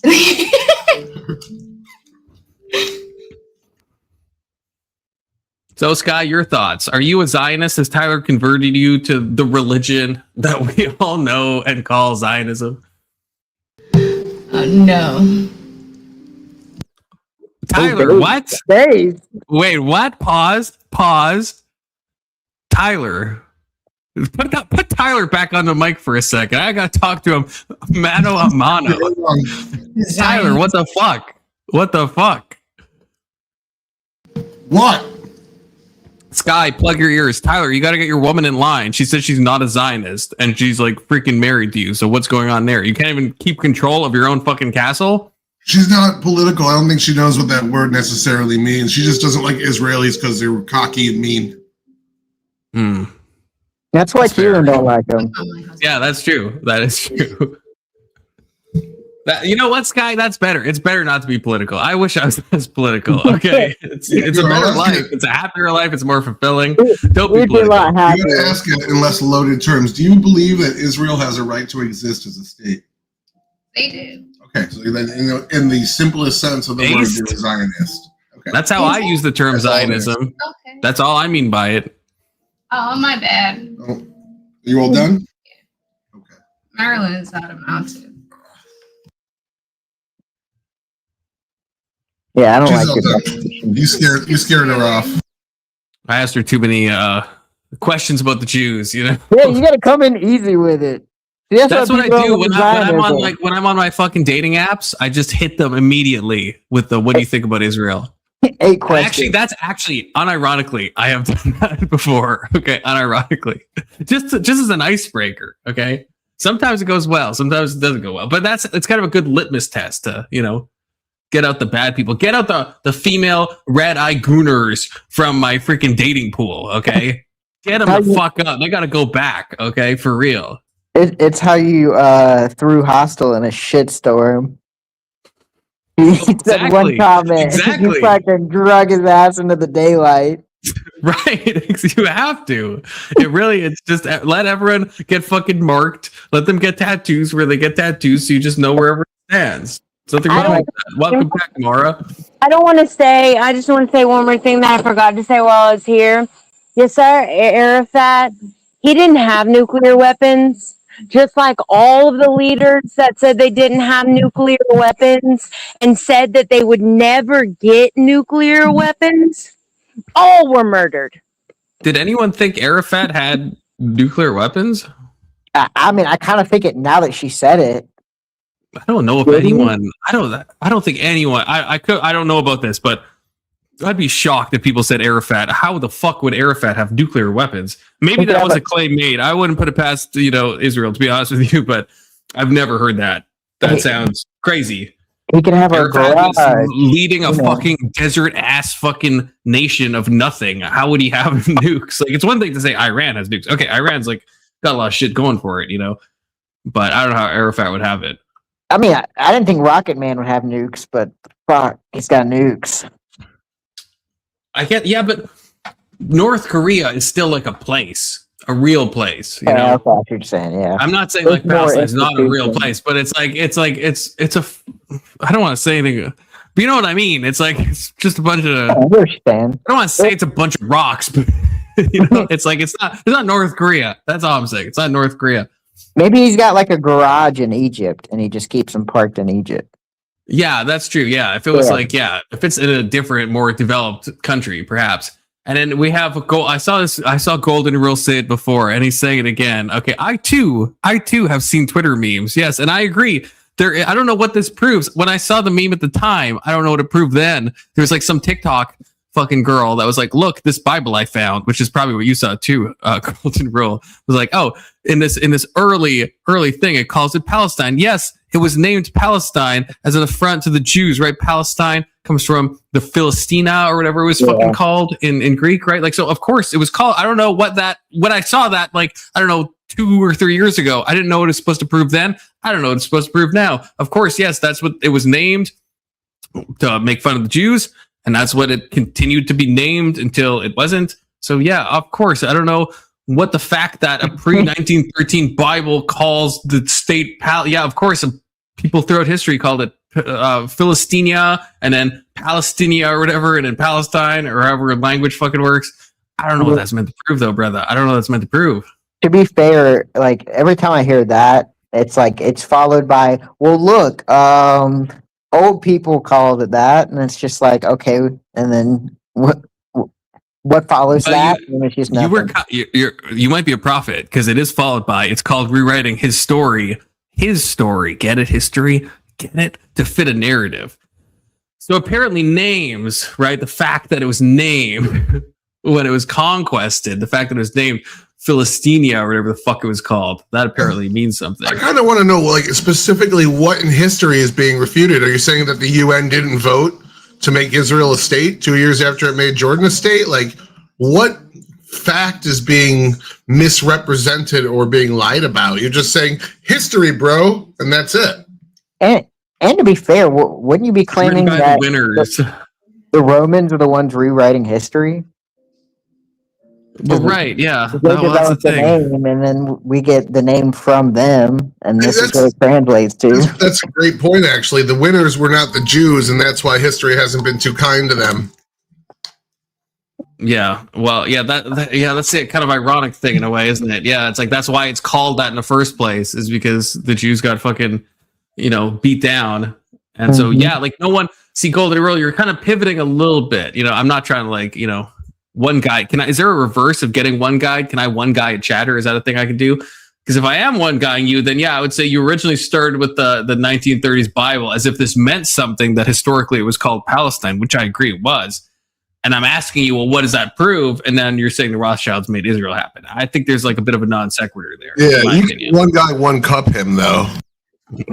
I could. I don't know if I want to, but I could. Yeah, it's just a bunch of disjointed shit that doesn't fit together. And it's like you're left to fill in the blanks yourself because, the human brain does that. We try to make shit up to fill in the blanks. That's where a lot of religious beliefs come from and such. So it is what it is. And the problem is, as soon as these people see that maybe they're wrong, they don't back down. Like, you could fucking present this retard in chat with a mountain of evidence. I don't think he changed his mind. I mean, I think you're right, because all he said to what we said was rewriting history narrative, which, brother, I don't think I appreciate that you're watching. I don't know if this is a very good answer, at least with Rabbi Gunner, who I despise, by the way. I'm just kidding. I like Rabbi Gunner, but I hate his takes on Israel because he's a leftoid freaking loser from Europe. I love you, Rabbi Gunner, but at the same time, he says Israel was created in 1940s and Palestine was named after a place called Israel in the Bible. That's like me naming my son Jesus and claiming he's the same guy in the Bible. That's a fair take. Probably Big Soda would even agree with you because he's not a dispensationalist because he's kind of gay like that, which is fine, Big Soda. It's 2026. You can be gay like that. But yeah, this is an example of being anti-Semitic in a way that at least makes sense. It's not actually anti-Semitic. I'm joking with that. But yeah, that's a fair thing, right? Is the state named Israel the same as biblical Israel, or is it just calling it the same thing? It's in the same place, and we conflate the two. That's fair. I think it's the same thing because of my theological leanings, but I understand. I think it's totally valid to think no, it just is cosplaying as the same thing, and really, the Israel today has nothing to do with the Israel read about in the Old Testament. I think that's fine. Golden is mogging y'all. Look, if you, again, at least Rabbi Gunner, at least for all his craziness, at least Rabbi Gunner is making more sense, okay? So you got to pick your horse more carefully, Mara, okay? My opinion. She looked at the one with 3 legs limping and fucking with gangrene. That's my guy. I'm putting betting the farm on that one. See, and I hate pulling these up. I'm not trying to make fun of you, Golden Rule, but this again still isn't really an answer. Truth is truth, whether everyone believes it or no one believes it. A lot of people hate hearing the truth. That's kind of something you could say. Golden Rule. Okay, just think about what I'm saying for a second. This what you just said, you could say that in any argument ever, right? Like literally ever. Like any argument you ever find yourself in, you could say this line. That's called a thought terminating cliche if you think about it. If it can be applied to any argument in human history, which your comment can be, then it doesn't really add to anything. It doesn't really answer any questions because it could literally be said at any time in any place. And I mean, Maryland likes it, I suppose. I mean, hey, they're talking code to each other. Because that's just I don't know. I mean, there has to be something of this doesn't even. There's nothing even hinting that this relates to Israel at all. If you think about it, It's like, well, I guess the thing, not so much that I don't like the state of Israel. I think Zionism is a secular movement, and I don't think it's only tied to like their justification for a homeland. I think this, to me, what scares me is the secular idea is the fact that it doesn't appeal to a moral structure, and it states we have this goal and we are trying to meet this goal no matter what. And so there's no moral foundation inside that, and so it's kind of like, well, the problem with that is, to me, secularism can be dangerous because if you don't have a moral structure built inside of an ideology, it can lead to some very devastating places. Okay, let me press you on that, Big Soda. So I agree that Zionism was originally a secular thing, but I would say now, like at least if you look at the Knesset and like what most people are saying, right? I don't think now it's secular. Like maybe it started that way, but it seems like when Bibi is talking, it doesn't feel like he's making secular talking points. It seems like he's punting to something higher. Even when like Ben Gvir is talking, he's talking about something higher. He's not just talking about a secular thing. So I understand that's the origins of the movement. I don't think that's what most Israelis that are actual Zionists in that way. Zionists in the normal like definition that like Tyler gave Skylar about it, just like the way I would use it. It's like that's probably a lot of Israel isn't like super religious, but the people are like seeing Zionism as in like a fight against the Amalekites, and they're using all the scripture. I think it is a cultural religio cultural movement, right? Like I don't. So even though it started there, I don't think it's there now. Would you disagree with that? No, I don't disagree with that. But I guess something that it reminds me of, it's kind of like when people claim, well, I'm going to take the prescriptions of Christianity without understanding kind of our justification for it. So it's like with our ideology, we have this moral foundation, and it's like what some people who don't believe in Christianity will do is they'll take our outcomes and do away with all the things that got us to that outcome. And I think the same thing. I guess there's no such thing in I guess that secular movement. They're just using it as a justification, I guess, for why they're doing it. It's like no matter what, we're in the right, and even though we don't believe in a God, we still believe that this is some divine, I guess, thing we can do. But I guess do you think that these people, do you think like someone like Ben Gvir, do you think he actually secretly doesn't believe in a God? I'm not sure. I know Bibi doesn't. I know Bibi's more of like a secularist. I don't know about. He's not. Bibi's not like an atheist. Well, I mean, to be fair, I mean, I don't think he believes in Judaism. I don't think the justification that I see with the state of Israel and God, Judaism, it's not there. You don't think he's like, you don't think he believes in like Judaism at all? You think he's like fully just kind of like maybe like a deist or something? I mean, I could be wrong, but I'm pretty sure that he's open about this. Okay, well, I do have to head out, but I want to figure this out. Yeah. Look that up. Make sure I'm not. Okay, let's see what he said.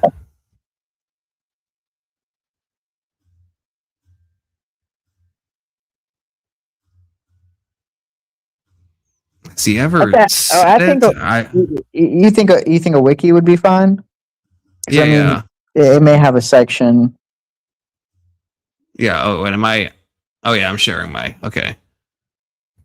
There's no personal life.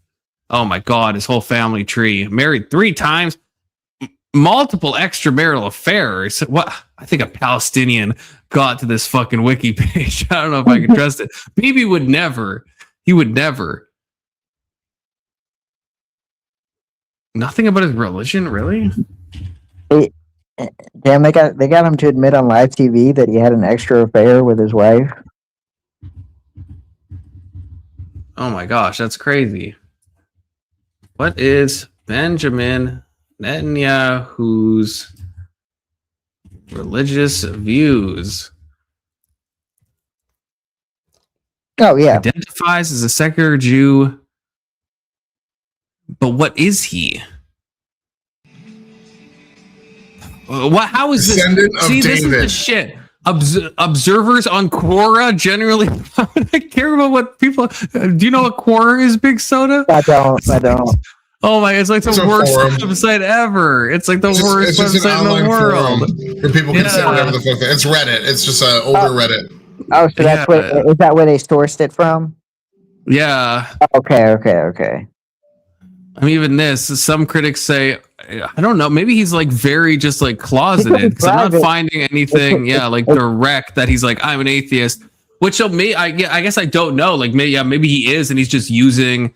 Because I guess that's possible. I mean, I guess I don't disagree with that. It's possible that he might not believe any of this shit, and he just knows that a certain branch of or a large branch perhaps of Israel will resonate with the biblical metaphors, right? And so he uses those metaphors to make his position seem like it has more like puissance to it than it actually does.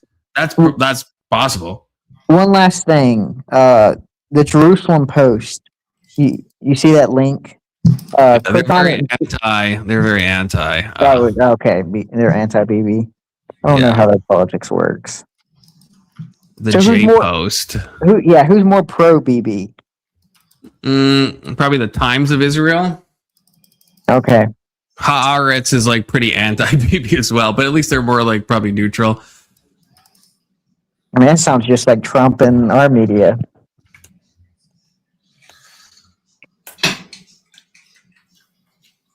Yeah, he gave the freaking Shema, or however you pronounce that. But see, is that just him? I guess this is why people on Quora fight about this.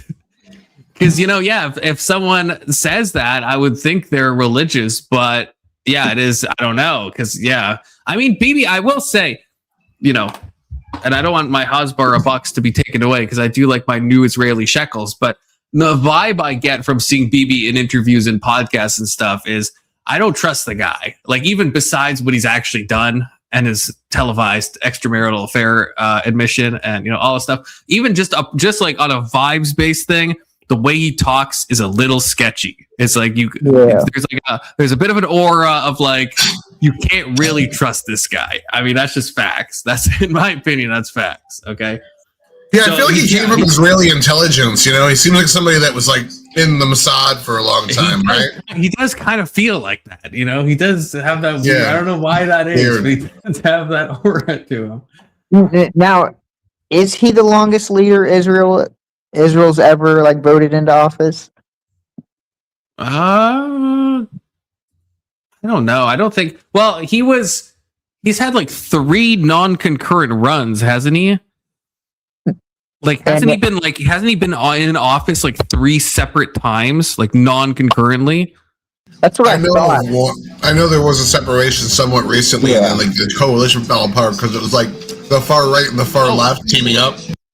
Okay, yeah, we're both right. Yeah, 3 separate tenures over 18 years. So he's the longest serving. Okay, so 96 to 99, came back in 2009. And then, then he lost, like Tyler's saying, kind of recently, and then came back again for a 3rd time. 3rd time's the charm. That's why we're voting Trump in 2026. That's right. You heard it here first. Okay. You got to have that 3rd term. That's where you get shit. 2027. Now. Oh wait, 2026. Did I say? Yeah. No. 2020. When's the next election? 2028. 2028. Yeah. That's the next election. There we go. One last question to leave off to trigger with all the lefties that may still be in chat. Do you think presidents should be eligible to run 3 terms. Do you think they should cut it off after 2? Yes, except for Trump. Only Trump should have to. Be mad, lefties. I will end this by saying that because of the Constitution and stuff, that then I don't think Trump should run for a 3rd term. No. But I don't I don't know. I understand, but I think, I don't like, I think maybe we've talked about this before, but the term limit thing is kind of fucked in a way. Because then it means that you just are just constantly just thinking about the term you have. So Trump doesn't really have any care to be reelected because he knows he can't. Well, unless he tries to be. But I think that's kind of a negative incentive. Whereas if you get a good guy that you like, you could just vote him in continuously. Then he has an impetus to both care about the long term, but also care about his constituents because he knows he can be voted out. I think that's probably good. So I think the term limits are kind of stupid in a way. I understand why they're there, but I don't know. I think it would be better if maybe they didn't exist, because I think it just causes everyone to be short-term focused. Because Trump just cares about what can I get done in these few years that I have. What am I going to be remembered for? What's my fucking legacy going to be? And it makes you start doing crazy things like building ballrooms and making really big reflection pools and nonsense like that, instead of focusing on things that matter. Because you're what can I get done now? You know, as opposed to what am I going to do in the future? But anyway, we'll be back tomorrow. Tomorrow is me and Emmett. That's right. The Emmett, Count Emmett. A 1v1 Celeste any percent. That's right. A bit of a switch up from the Israel thing, although maybe the Jews will be talked about in Celeste. Who knows? It's possible. Anything's possible. Jews get brought up an awful lot. That'll be happening tomorrow. And then Friday, Big Soda. Are we still doing theories of conspiracy Fridays? I keep meaning to ask you, and I keep forgetting. Yes. I don't know what topic we're going to be doing it on. We were talking CIA about crack epidemics. I don't know if there's enough about gang stalking, but I mean, I wouldn't even know where to go about that. CIA crack epidemic. Down for anything. I don't know if that is a conspiracy. I thought it's pretty well known that the CIA did. No, that's a conspiracy. That's a conspiracy. Okay. Yeah. Well, that's one I personally believe in. I think the CIA did. I think that's pretty well known that they did a lot of cocaine trafficking, and they did none. What they actually did was they busted one group and wired them up and allowed them to continue so they could catch other dealers that were involved in the trade on both the supply and distribution ends. Okay, Big Soda. I mean, you tell me. I guess you can think about it, but you're fine with the crack thing? I'm fine with the crack thing. I think crack I could argue that. Okay, yeah, we could talk about crack, and then maybe we should all do a little bit of crack on panel, just so we can be in the right state of mind. Before or after? Is it something during, and we just tell everyone it's just fucking tobacco, 26-hour stream incoming? Little Brillo pipe. Yeah, and we'll do it all night long. We'll do it all fucking night long. Everyone save up your next paycheck. Crack's expensive, okay? It's despite what a lot of people have you believe. My paycheck might kill somebody. Well, okay. Well, Tyler, I suspect you can handle it, okay? I'm okay with the soft, no hard for me. Yeah, that's probably the better choice. That's probably the better choice, to be honest. Is soft as in freebase? No, soft as in he just means snorting versus rocking it and then fucking smoking it. There's something about smoking it. This is why I get mad when people say it's systemic racism. I know I'm supposed to be going to bed, but last point, when people say it's systemic racism, that crack is a higher charge than cocaine, because when you smoke cocaine, it's a way different experience than when you're snorting cocaine. So those are it should be charged differently. They actually should be. It's not night and day, but yeah, it's different. It's pretty fucking different. In my research, my academic research, I think it's pretty fucking different. I've done extensive studies into this. We'll have to compare notes sometime, Tyler. We'll have to compare our Obsidian notes on our different findings. But okay, 07s, I definitely should have gone to bed probably 20 minutes ago. I got to be up at 5:30 tomorrow. Tomorrow, me and Emmett, Celeste, Friday, crack cocaine. Is it good? Is it bad? I'm just kidding. Did the CIA funnel into black communities? Probably is what we're going to be going into. We'll find out. Okay, were they involved in cocaine at all? Who knows? 07s.